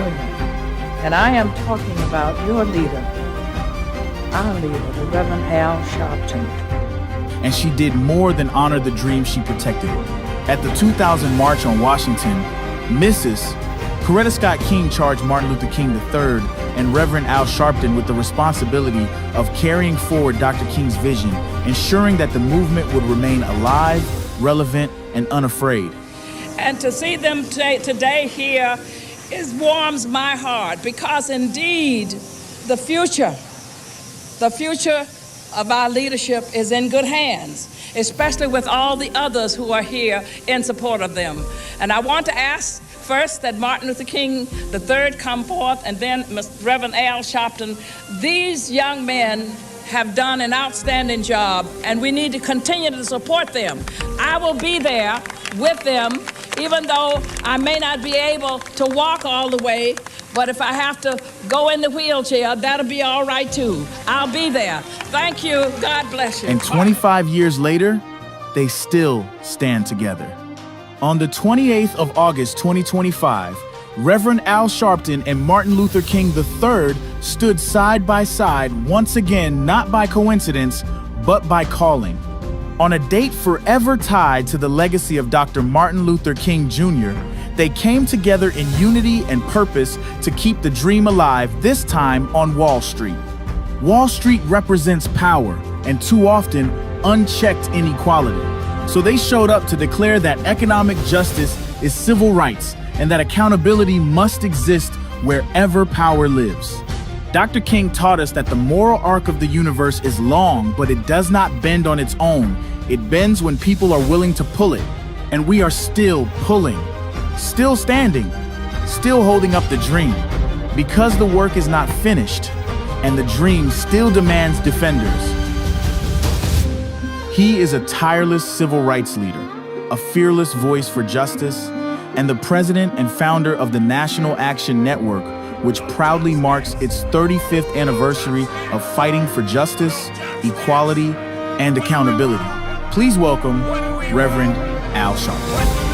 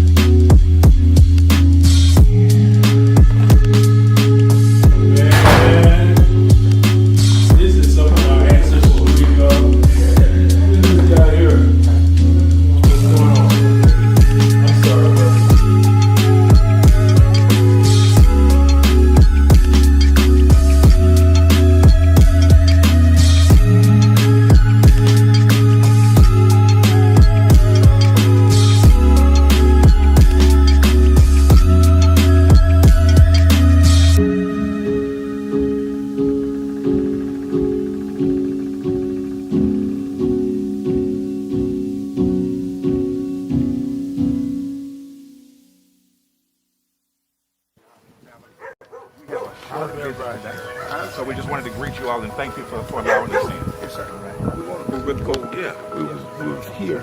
They were on the plantation. Right, our family was on the plantation. Wow. And that's, of course, that's the slave house. That's one of the slave houses. Sir, it's been 13 years. That's right. Good to How see you been? Doing fine. Good.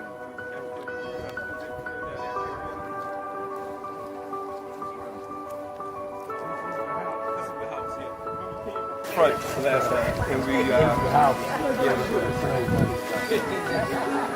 Alexander Sharpton.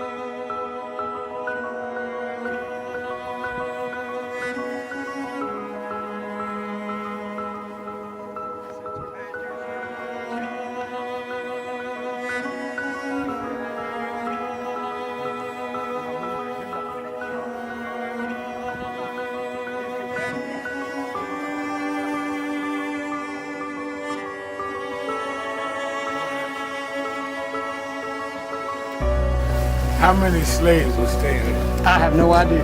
This is where they would have the slavery. Yeah, that's when exactly. That was exactly.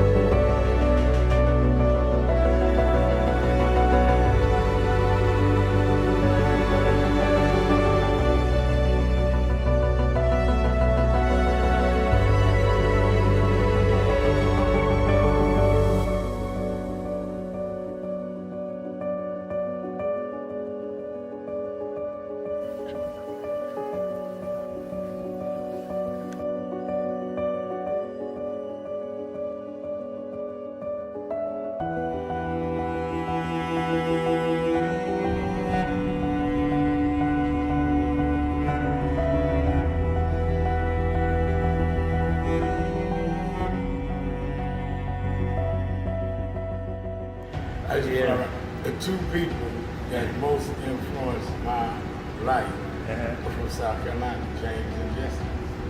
Jesse right up the road with me. I went for his mother's funeral. Jesse walked me to my mother's casket. To South Carolina. That's the balance of my life, James. Yeah. Civil rights, shoulders. But also where your people come too. Literally. Yeah, right. And when I knew Jesse was from James, I started president. Yeah. And James had died before I knew about it in South Carolina. Oh, really? Yeah. James died December 25th. He died Christmas Day, 06. And they came to do the story for February of 07. They came in January. His daughter swear that was his daddy and him pushing the information out. Wow. And I called Jesse and told him, do you know that my great-grandfather was a slave about 45, because Greenville right up to I-20. He said, I told you we was connected. That's why you got to listen to me. But, no.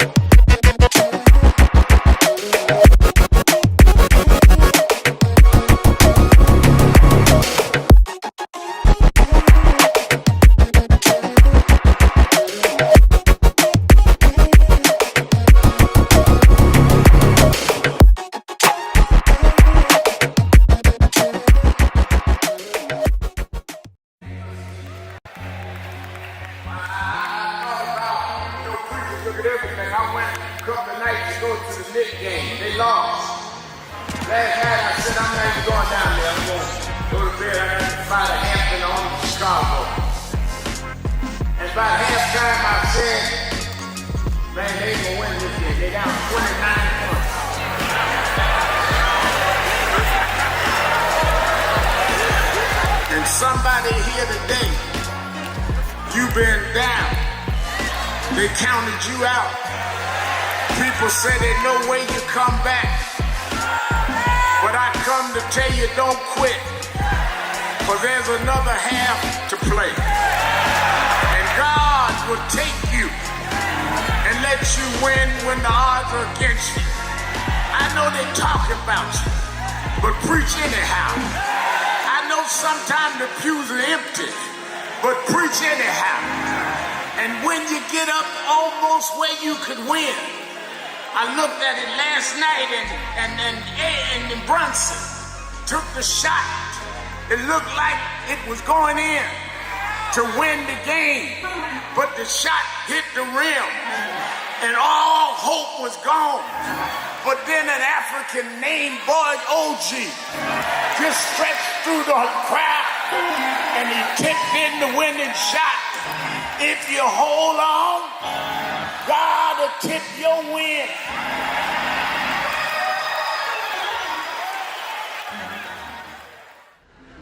The only thing that will matter 2 minutes after you gone is what you did for more than yourself.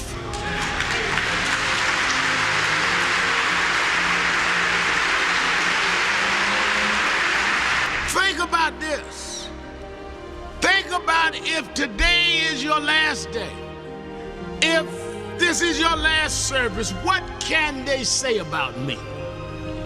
And if you're not satisfied with your own answer, you should leave here today working on yourself and building on what you need to build.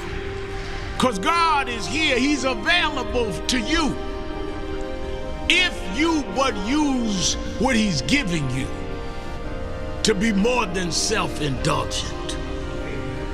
Now I know many of us come with reasons we won't step out.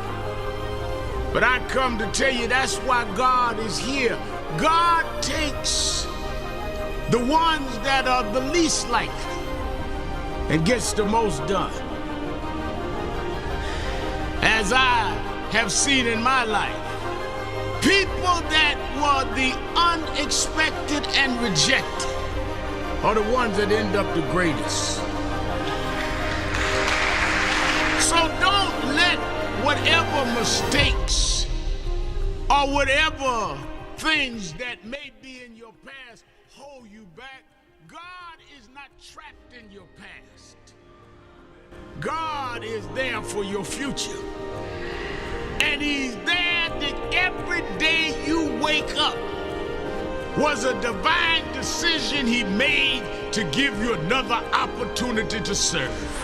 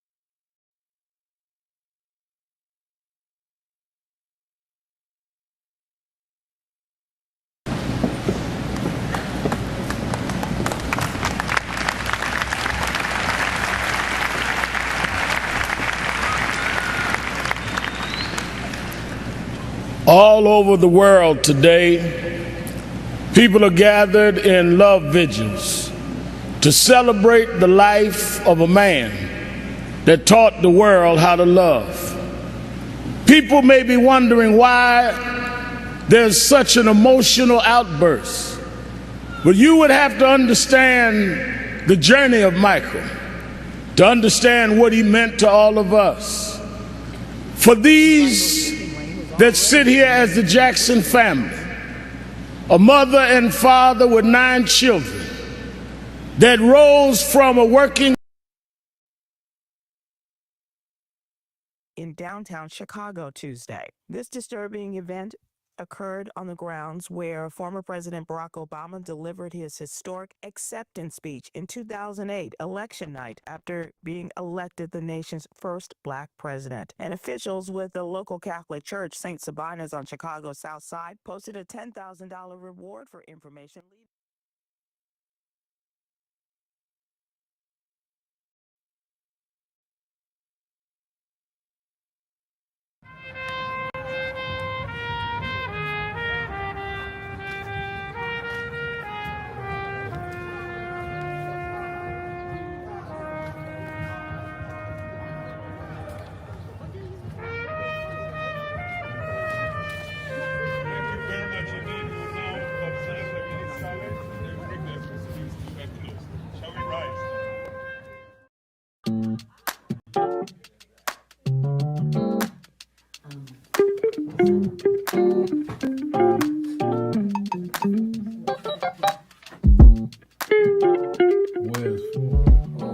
I see I'm in today's New York Times word puzzle. And they're asking what is Al Sharpton's title for short. It's Rev. I didn't know everybody knew that. But the people in the New York Times, they should call me Rev. They should call me Reverend. No.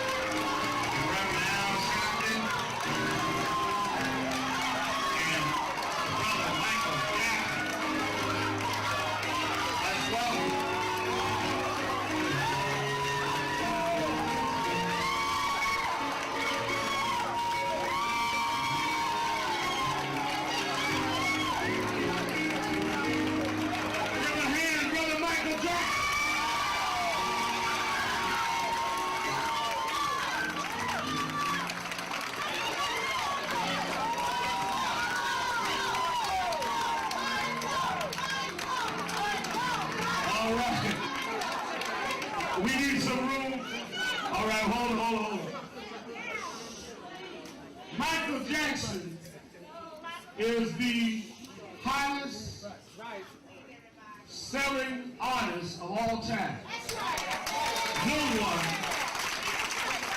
No one has sold more records in the history of the planet than Michael Jackson. But Michael Jackson said to us, he did not want to just raise the issue of what's happening with him.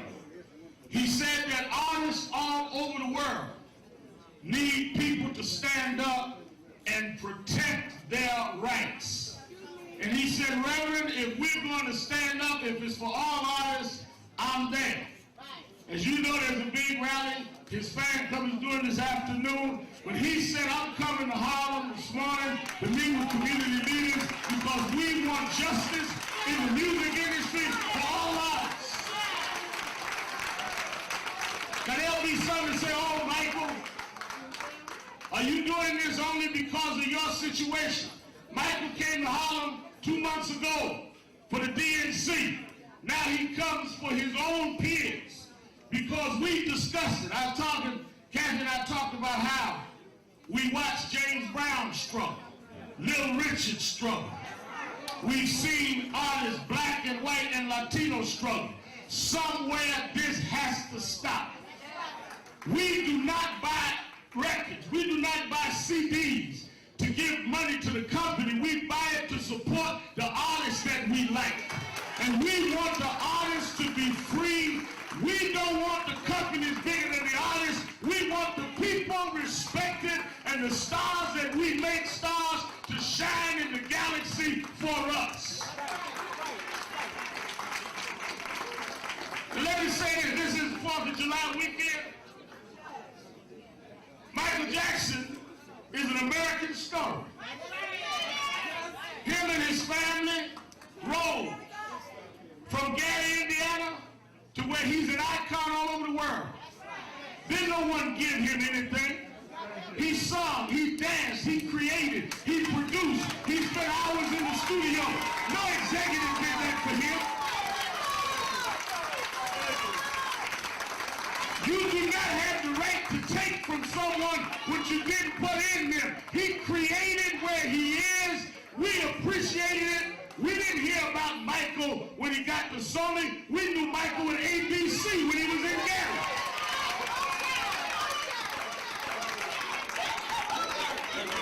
They got thrilled when he did Thriller. We was already thrilled.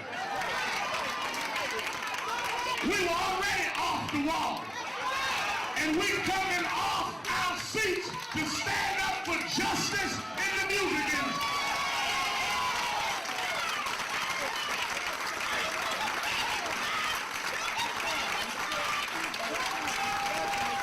Let me say one more thing. I don't need that now talking. Now we're on the rail. I want people to hear the message. Let me say something.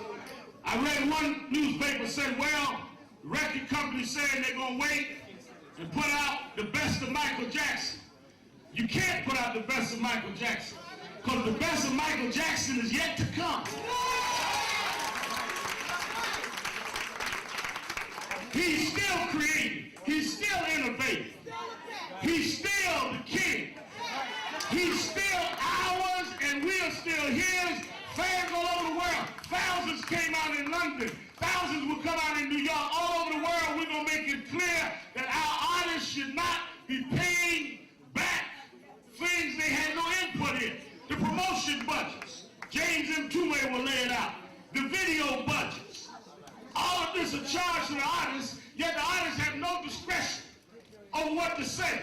So if they want to buy an ad with their friend, Michael can't tell them buy it in Jet Magazine because they decide the budget and charge it to the artists.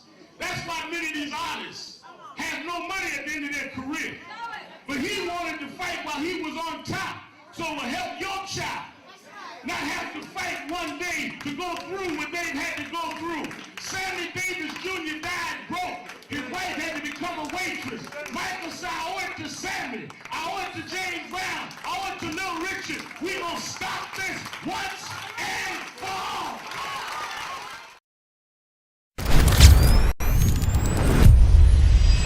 This organization has been on the front line. People ask me, why do families call us? Because we never leave them.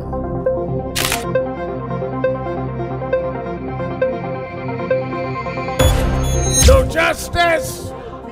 No justice! What do we want? What do we want? What do we want? When do we want it? When do we want it? When do we want it?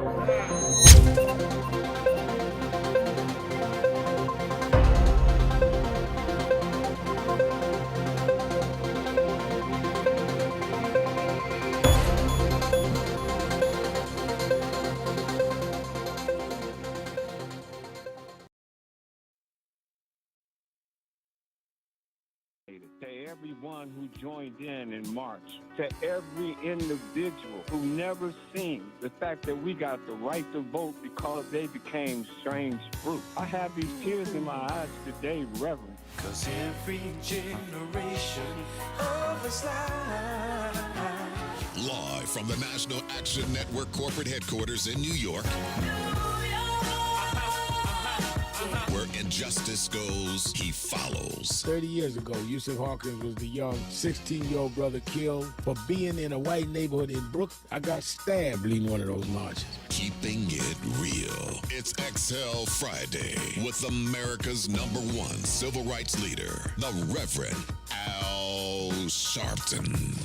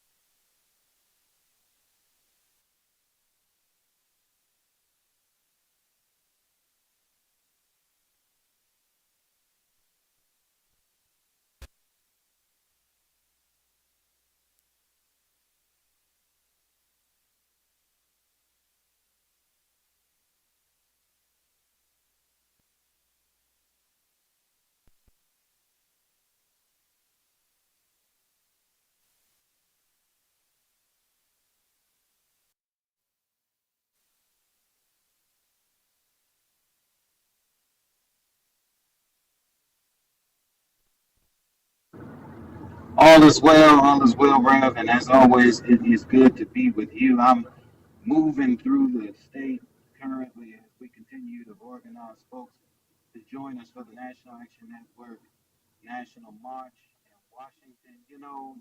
I've gotten call after call. Folks say, man, Reverend Sharpton, he tore it up at the Hampton Ministers Conference. And I said, really? They said, yeah, he tore it up. I said, you didn't know? I said, if you didn't know, now you do know. But more importantly, that this is the most urgent moment that we have been in, the most consequential time that we have been in. And we need a word and we need a message that not only moves our souls and stirs our souls, but moves us to action. And so everybody who called me to say, Reverend Sharpton, toe it up. I said, well, now I want to know, what are you going to do? Because preaching is one thing that we do, but organizing for action as we continue to fight for justice against all of these heinous attacks. You heard there's an attack in Chicago, cross burning. We heard about all the policies that have been affecting our community. Now we got to organize. And so I want to invite all of those who heard the word at the Hamptons Minister Conference, all of those who have joined us throughout the week on Keeping It Real, and all of those who pay close attention to MSNBC, and all of those who are lined up to be members and organizing with us at National Action Network, to focus your effort, and let's get in tens of thousands, if not hundreds of thousands, of those to join us for the National March on Washington. Go to www.nationalactionnetwork.net and call off. You say, I don't fool with the internet. 877 626 4651. Community groups from your city, from your union hall, so that we can lift up and be the light in dark world.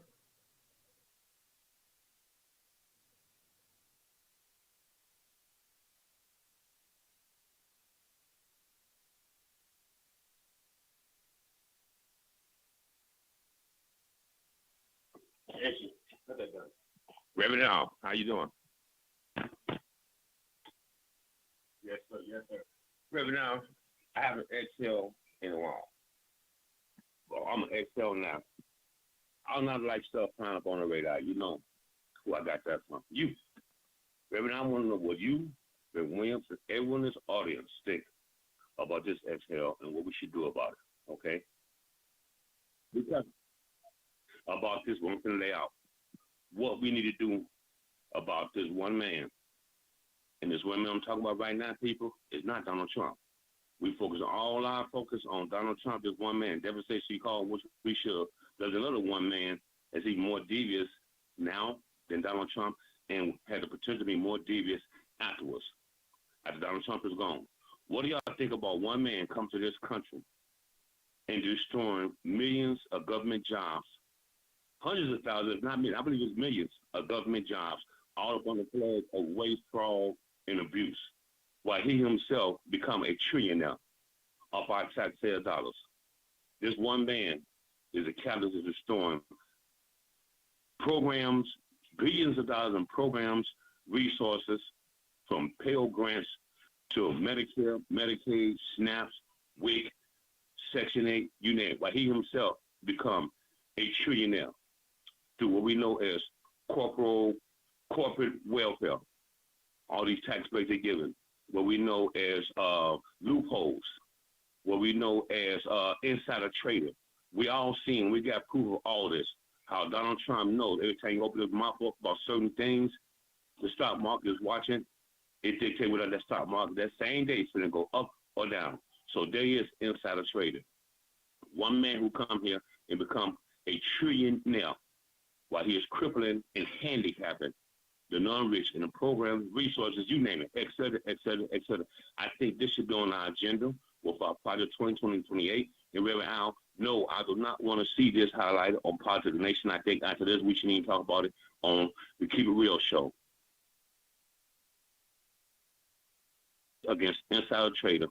There are laws against someone being able to get all the government contracts just like that, which should be bid on, which he can very easily bid on and probably win, but there was no bidding going on. There's a buddy-buddy system. I think what Jimmy Kimmel laid out on his show last night. Elon Musk is the one man I'm talking about, people. Come here and he raped this country, raped our treasure the same way his father and their and their friends and buddies did over in South Africa and became billionaires. He come here and technically be the catalyst to destroy this country. I think his assets need to be frozen. I think we need to prove insider trading. I think we need to prove waste. They come on waste, fraud, and brew. We want to go after theft of government money, insider trading, all amassed. Well, this guy, give me someone laid out last night how Elon Musk had enough money now to buy every major league team, NBA team in this nation. You know, and still have over $200 million. Hello.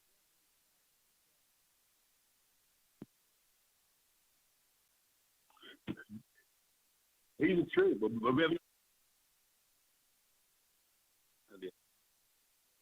he can ban and stop every African American will ever become a major, a professional athlete, at least during his lifetime. This should be on our agenda. We need to freeze that money and go after this guy and get it all back. What do y'all?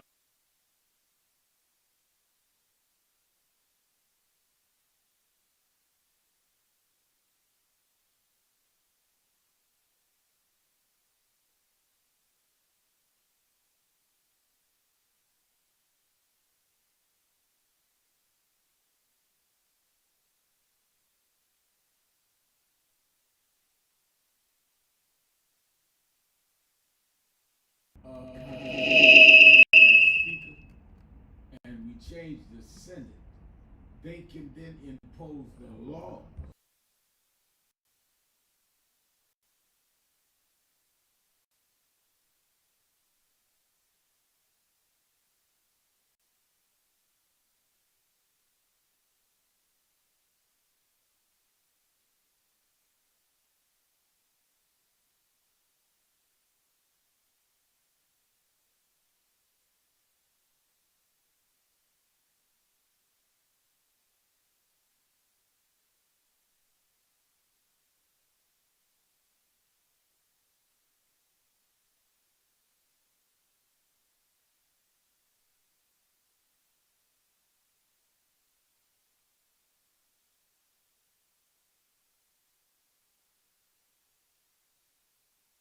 Thank you, Reverend Sharpton.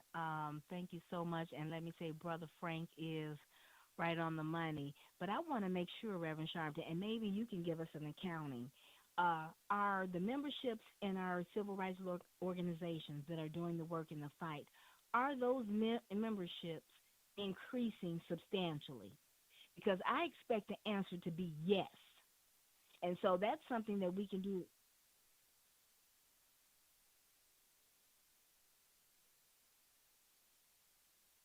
Okay.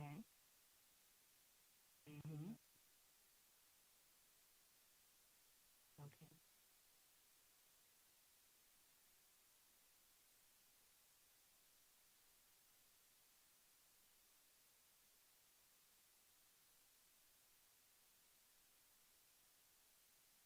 Okay, well then let's step it up, black people, and all those who claim to be our allies. Let's step it up because we know who is on the forefront doing the work. Right here in Chicago, they're burning crosses, Reverend Sharpton, in Grant Park. I mean, do you see how brazen? So you have the white supremacist, adjudicated rapist, child predator in the White House. You have Musk, who's doing the High Hitler signs. You have that evil person, Stephen Miller. And let me ask the Jewish community, what are you going to do about Stephen Miller? The Jewish leaders, are you going to denounce him? Like we're always demanded as black people to denounce. So here in Grant Park, they're burning crosses. I'm making phone calls to the alderman as well as the commander for that, the police commander for that district, as well as, that's the downtown, upscale white community. I want to hear some outrage from those particular individuals, and I'm calling the superintendent. It's going to get worse. And so all I'm asking, Reverend Sharpton, for those of us who are in this fight, We've got to do everything possible, including put our money where our mouths are. And we need to have our billionaires and millionaires, our black billionaires and millionaires need to step up with their money.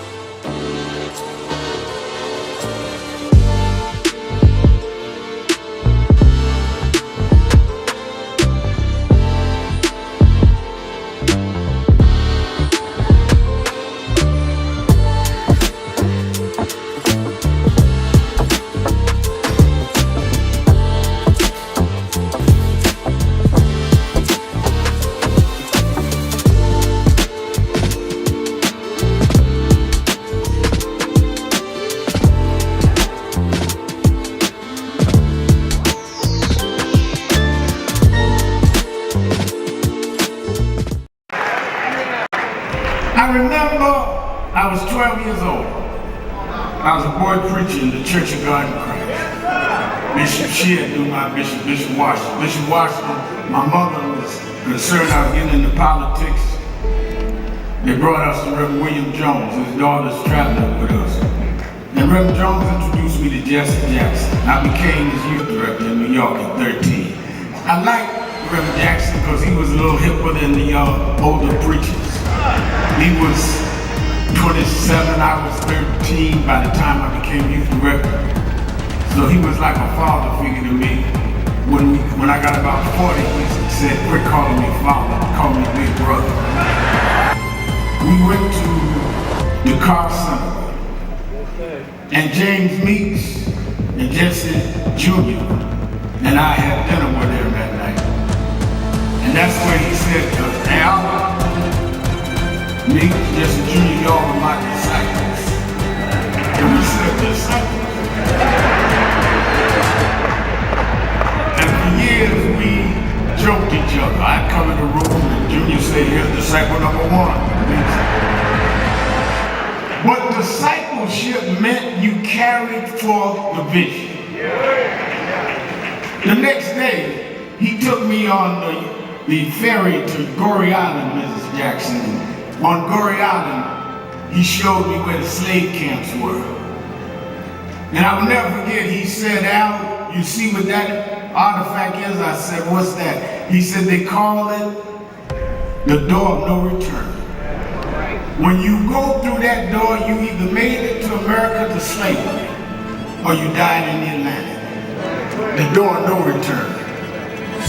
But I talked to him about 3 years ago, and I reminded him, I said, remember when you brought me to the door of no return? He said, yeah. I said, well, we did return. We returned the President of the United States, Barack Obama. We returned the Vice President, Kamala Harris. We returned with businessmen. They thought they sent us as slaves. We came back as global liberators. The problem is that too many of us did not join the movements that sponsored us. And there was a breakout in 2024 called Negro Amnesia, where you forgot where you came from and forgot how you got where you got. Therefore, they're trying to take back everything you had.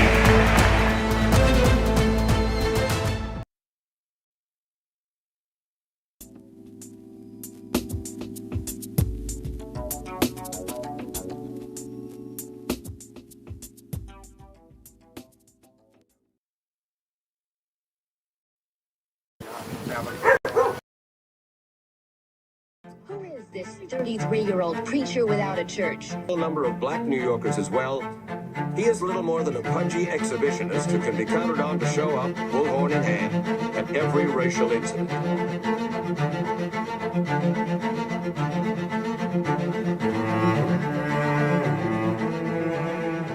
I often quote Mark Twain saying, the two most important moments in life is the moment you are born and the moment you find out why you were born. I had a very troubling conversation the other day that prompted me to do this little video. Young man that I've known a while came to me and he was crushed. I mean, really crushed, because people were criticizing his work. He's in the ministry, but he's also an actor. And he said he couldn't understand why people were jumping all over, criticizing him, trying to find scandalous and derogatory things about him.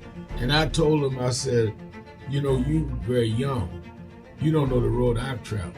They call me everything but a child of God. Racial discord, a blabbermouth, a loudmouth, too flamboyant, an agitator, a racist, and I a race had to baiter. learn. Yeah, right. I was not defined by how others saw me. I was defined by how I saw myself and whether I was being true to myself. Some of you watching this don't like me. And it doesn't matter as long as I know what I'm doing and I like me for being real. So I'm doing this video to say to you, whoever you are and whatever you do, you may not be in ministry or social justice, none of this stuff, but don't live your life worried about opposition or people that don't like you.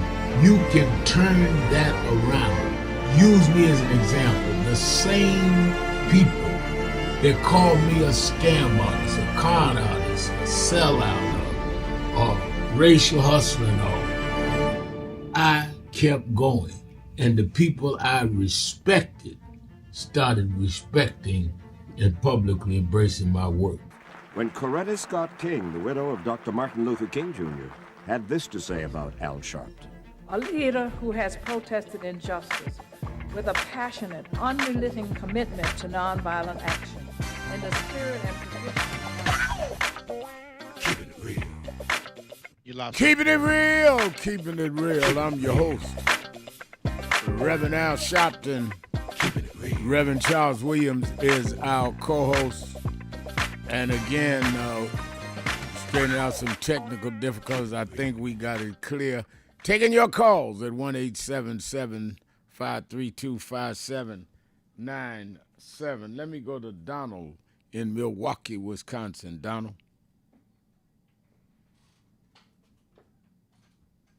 I do not hear Donald.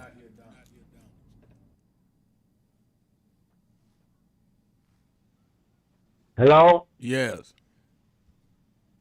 Yeah, you hear me? I hear you now, yes. Oh, okay. I was thinking about the incident that happened in the White House on January 6th. A reporter stated the fact that he wants to reward them 1.30 something billion dollars of our taxpayer money as a reward to them, because the reason why he said he feels sorry for them, and they deserve that money. I'm thinking about he done lost his mind. Yeah, I agree with you all the way on that, Donald. Thank you for your call. The question that Donald raises, Reverend Williams, is not has Trump lost his mind? Have we lost our mind? That we're sitting there and allowing him to do it, allowing him to re-elect or elect people to the Congress and to the Senate that allow him to do it. I mean, what Donald Trump is doing is obvious. The fact is, we're allowing it. We have the numbers, we have the ability. Many of us are just too cynical and lazy. Let me say this. The fact that you give up, it ain't worth it, is exactly what they need. And the fact you get disgusted and mad, they don't care. The only people in life that care about you getting upset is people that love you. Donald Trump don't care about you getting upset. In fact, he enjoys it. He enjoys it. And I think that y'all get that noise on my, thank you. There's some noise like a spaceship, something coming in. I think that if we get over it, that the angrier we get and the less we organize, the more it's in their interest, then we can turn this around. But if we delude ourselves, you talking smack on Facebook or on the social media, they don't care nothing about that.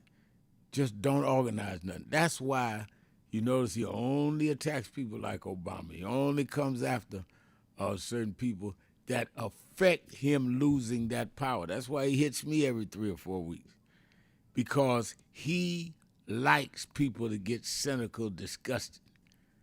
I was talking to one of my friends that is a Garveyite. I told him, I don't disagree with you going back to Africa, but if there are those of us that want to stay.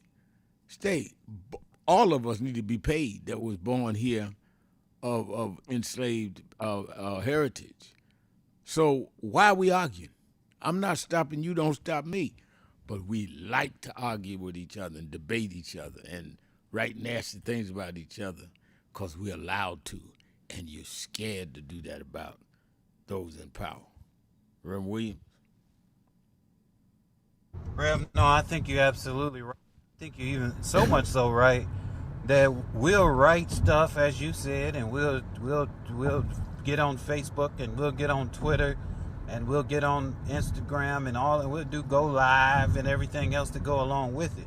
But if we don't put the footwork in, if we don't put the groundwork in, if we don't organize, then we lose, and it's in our hands. I mean, the reality is, what happens in August, what happens in November is going to decide whether we going forward as a country or whether we're preparing ourselves for something that we've never even seen before.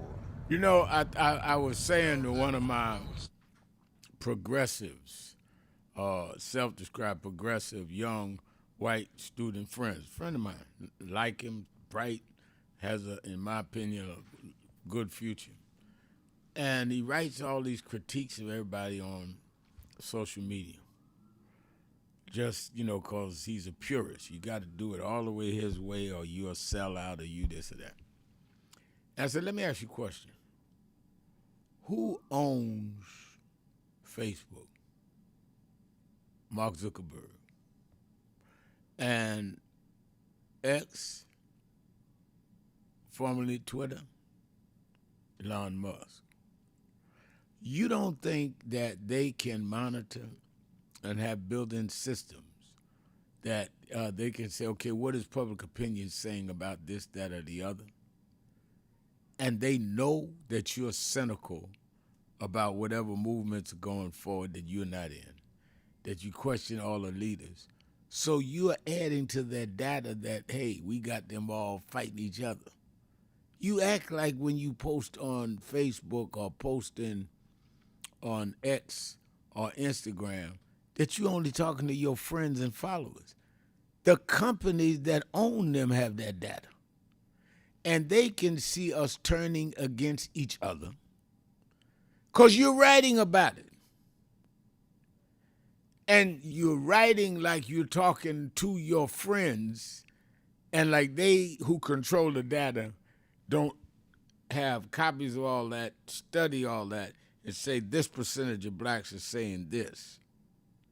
That's why one of the things I've learned in the going on 15 years now I've been on Politics Nation is data controls all that. They don't care what you say or do. The data says how many viewers watch you, how many in the demographic, which is the 18 to 30 demographic, those are the young people watch it. That's what they sell the advertising on. You can, blow a balloon or make a great speech. What does the data say? Are people watching it? Are people responding? And I think that we operate like, we're only talking to each other and you're on public record.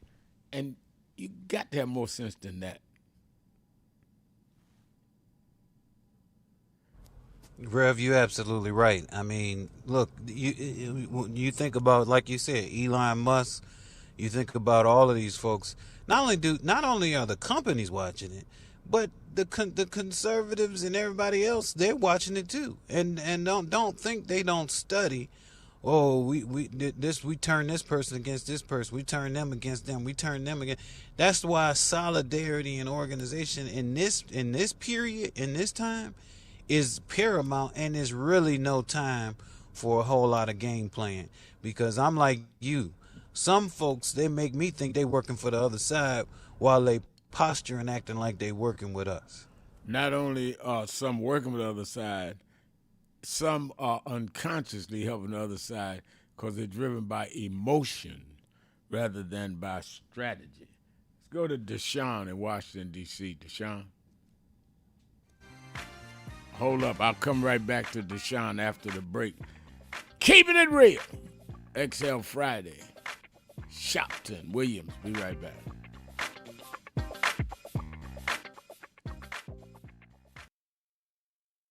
Thank you for joining us for Weekdays Live with Reverend Al Sharpton.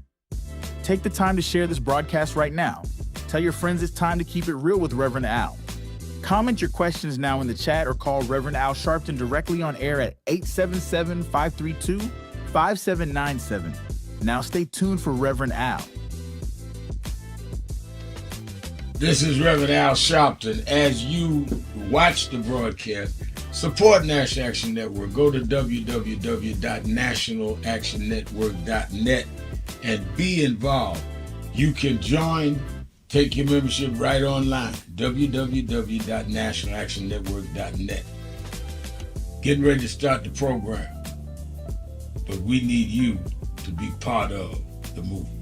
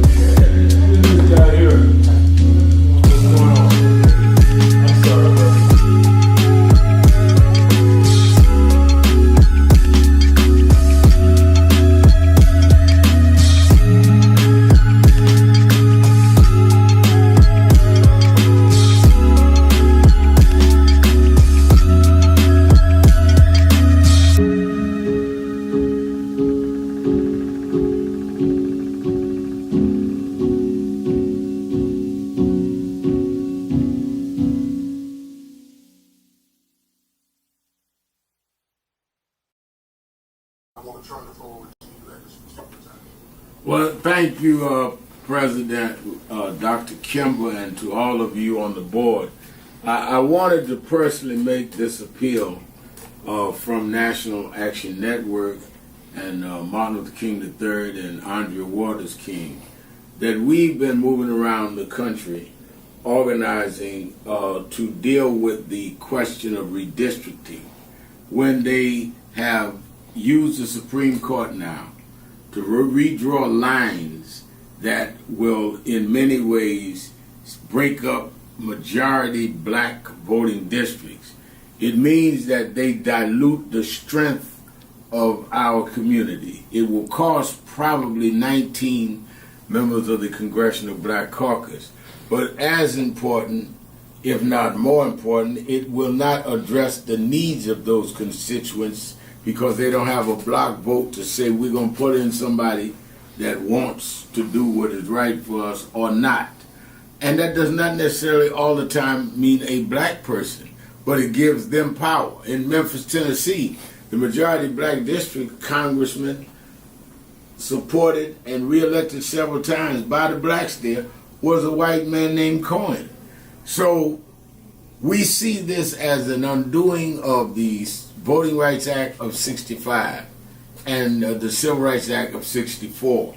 So on August 28th, we've asked people from around the country to join us in Washington, D.C. for a mass march. We've had some marches and rallies in Mississippi, some in Montgomery and Selma, but we need a national march led by the clergy, led by the faith leaders, like it was in the 60s, that will say it is a moral outrage that we would, in a time like this, disenfranchise wholesale black voters by repealing the Section 2 of the Voting Rights Act and by turning the time back.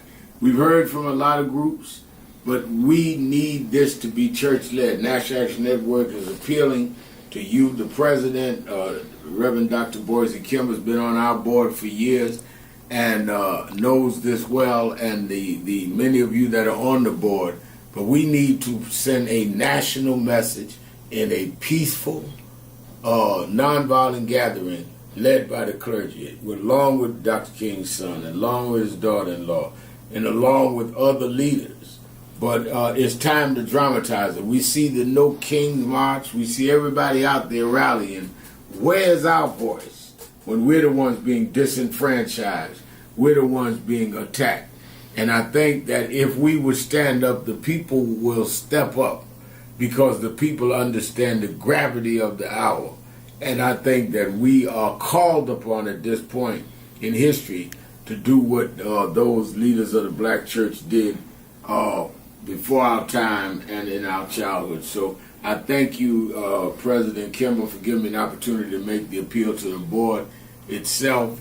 You have the information. We're going to have buses from all over the country. Those churches that have buses, we give information. Those that don't, we're willing to help supply them. But we need to show a big number right in the nation's capital. History should not say they stripped us of everything and there was not a national response led by the black church. Thank you very much for these few minutes. Do you know what time it is? It's Al Sharpton time. It's time to put aside all pretenses, deception, denial, or fronting. The time has come to keep it real on Keeping It Real with Reverend Al Sharpton. You need to keep it real with Reverend Al Sharpton right here on Uber TV. Reverend Al Sharpton, and we're back. 1-877-532-5797. 1-877-532-5797. Let's go back to the phone. Attorney Jennifer Jones Austin is. You know, every day, Monday through Friday, I do 3 hours a day on Keeping It Real with Reverend Al Sharpton. I do 1 hour on Sunday mornings with Reverend Al Sharpton. And I'm live on radio and TV with the Saturday Action Rally. 7 days a week, I talk to our people hear from them, to call in. I'm sick and tired of people talking for people that they don't talk to. So go on www.nationalactionnetwork.net. Listen to my show, call in, express your opinion. You don't have to agree with me. But let's start talking to each other rather than about each other and lecturing at each other. Let's keep it real with Sharpton.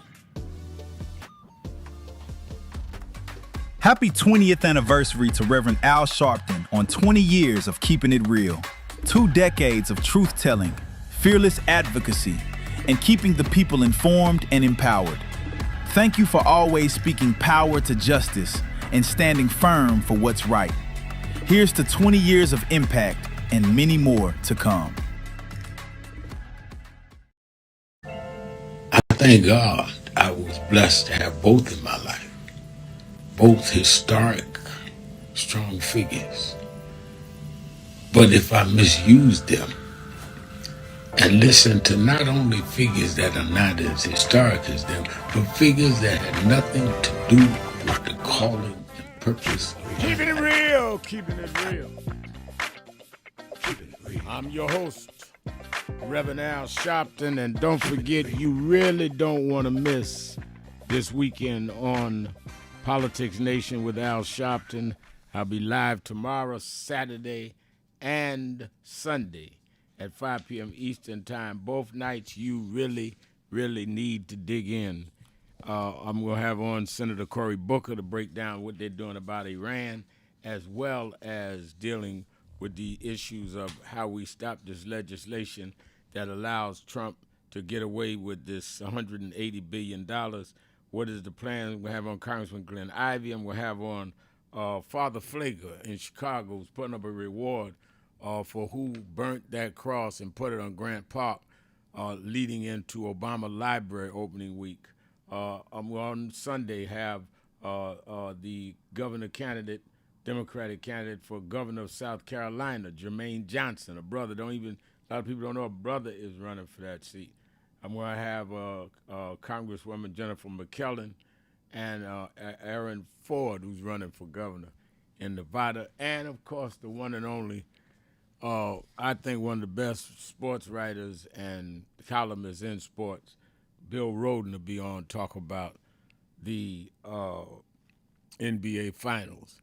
And, you know, the NBA is playing tomorrow night after my show, so you ain't going to miss the show. I ain't going to miss it because I'm hoping the Knicks take it home tomorrow night in San Antonio. So since San Antonio was rude enough to win one here in the Knicks place, I was there that night. And on Sunday after the show is the Trump UFC match. So you ain't going to miss either one of them, you that are intending to do that. I won't be celebrating Dr. Donald King's birthday. I won't be watching no cage fighting, but I will be with the Knicks. And also, don't forget, you that are in the New York area, you can tell everybody you heard I was stormed out. I couldn't get in Chicago. I will be at the rally in Harlem in the morning, 9 a.m. to 11 a.m. at the House of Justice meeting that has been now the last couple of months at the historic Mother Amy Zion Church, and I'm very grateful that we've been able to get Mother Amy Zion, 137th Street and 7th Avenue. And, of course, we're just waiting on the city occupancy inspectors to finish. We'll be moving into our headquarters. But for now, meet me there in the morning. If you're not in New York, you can tune in live to the rally at Impact Television, or you can go to nationalactionnetwork.net and watch it, or you can go to YouTube/NAN and watch it as well, Facebook as well. We're all over the place.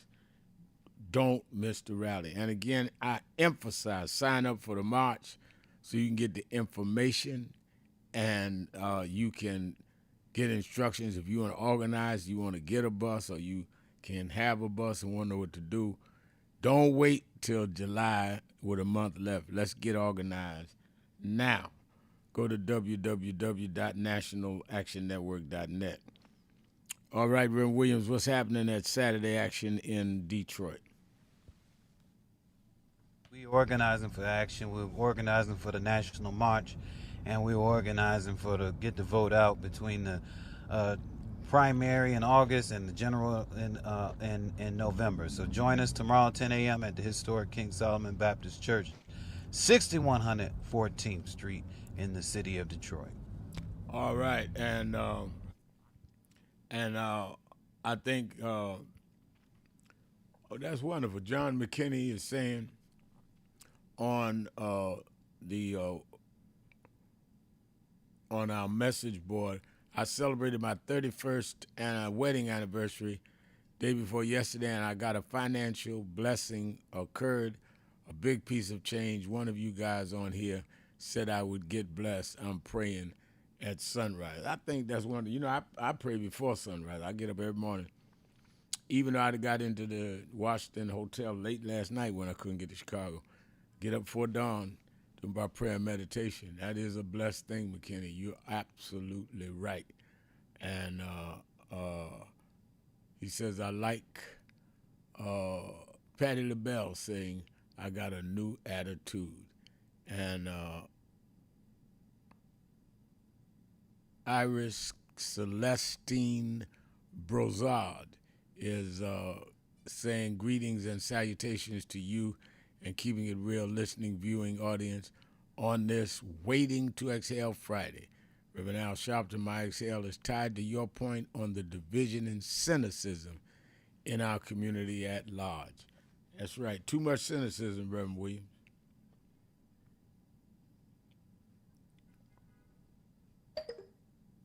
I think we lost Reverend Williams. All right, let me get the most impressive, irreversible, irreplaceable president of the Greater Cleveland chapter of the National Action Network, Marcia McCoy.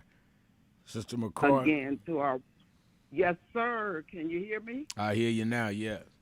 Yes, sir. Our Honorable Reverend Dr. Professor Al Sharpton and our Executive Director, where the Midwest is the best. I, along with our mule carrying bishop, will deliver our Midwest region states, Illinois, Indiana, Iowa, Kansas, Michigan, Minnesota, Missouri, Nebraska, North Dakota, Ohio, South Dakota, and Wisconsin to the March on Washington. All Friday, right. August 28th. August 28th, Friday, as we join others for the No Tricks in 2026. Remember, in November, and the vote early, vote often, and vote always, energetic, fire-inspired motivation, no messages of hope that we will hear at the march. Bishop Cavanagh. Dr. Al Sharpton. Yes, sir. You. Dr. Charles Williams. Yes, sir. Oh, my mule, my brother. I got you, Rev. My brothers and my sisters, there is an old saying that says, power corrupts and absolute power corrupts absolutely. Power instinctively has a way of impregnating the ego of a person so that they begin to believe that they cannot be brought down and experience defeat. I don't know if there is any more powerful organization in the struggle for justice, equality, and freedom than the National Action Network under the leadership of our illustrious and distinguished leader, the Reverend Dr. Al Sharpton. Say what you will or you want to, but this powerful leader commands significant decades of years on television and radio while leading an army of active freedom fighters who absolutely won't be denied. The dynamism of this collective mountainous power group has not enlarged the head size of this phenomenal powerhouse leader and not corrupted his head or his heart. Dr. Sharpton's humility remains intact, and his devotion to the struggle is unending. When leaders' massive narcissistic selfish interests, their ego exceeds their humbleness, they become a hindrance to their own cause. Move yourself and let the Lord direct your path. The Holy Bible teaches, humble yourself below the Lord, and he will raise you up. The Hitlers, the Trumps, and the Putins of the world don't win. They just get caught up in their own power-hungry egos and fade away into oblivion. But they that wait upon the Lord shall renew their strength and mount up with wings as eagles, run and not be weary, walk and not faint. Convicted felon Donald J. Trump's lies, his chicanery, his racism and authoritarianism are they which will doom his presidency and decimate his legacy. Hatred, bigotry, and white supremacy are self-defeating and will ultimately crumble to the ground just like Trumpism. There are some eternal verities embedded and encapsulated in the bowels of the universe that don't change regardless of the circumstances of the situation. Power does not overcome righteousness. Bullies don't go unpunished. Wrong does not win in the end. Lies don't outlive the truth. Evil will never ultimately prevail over righteousness. Truth crushed to the earth will rise again. Might does not make things right, and boos are not cheers.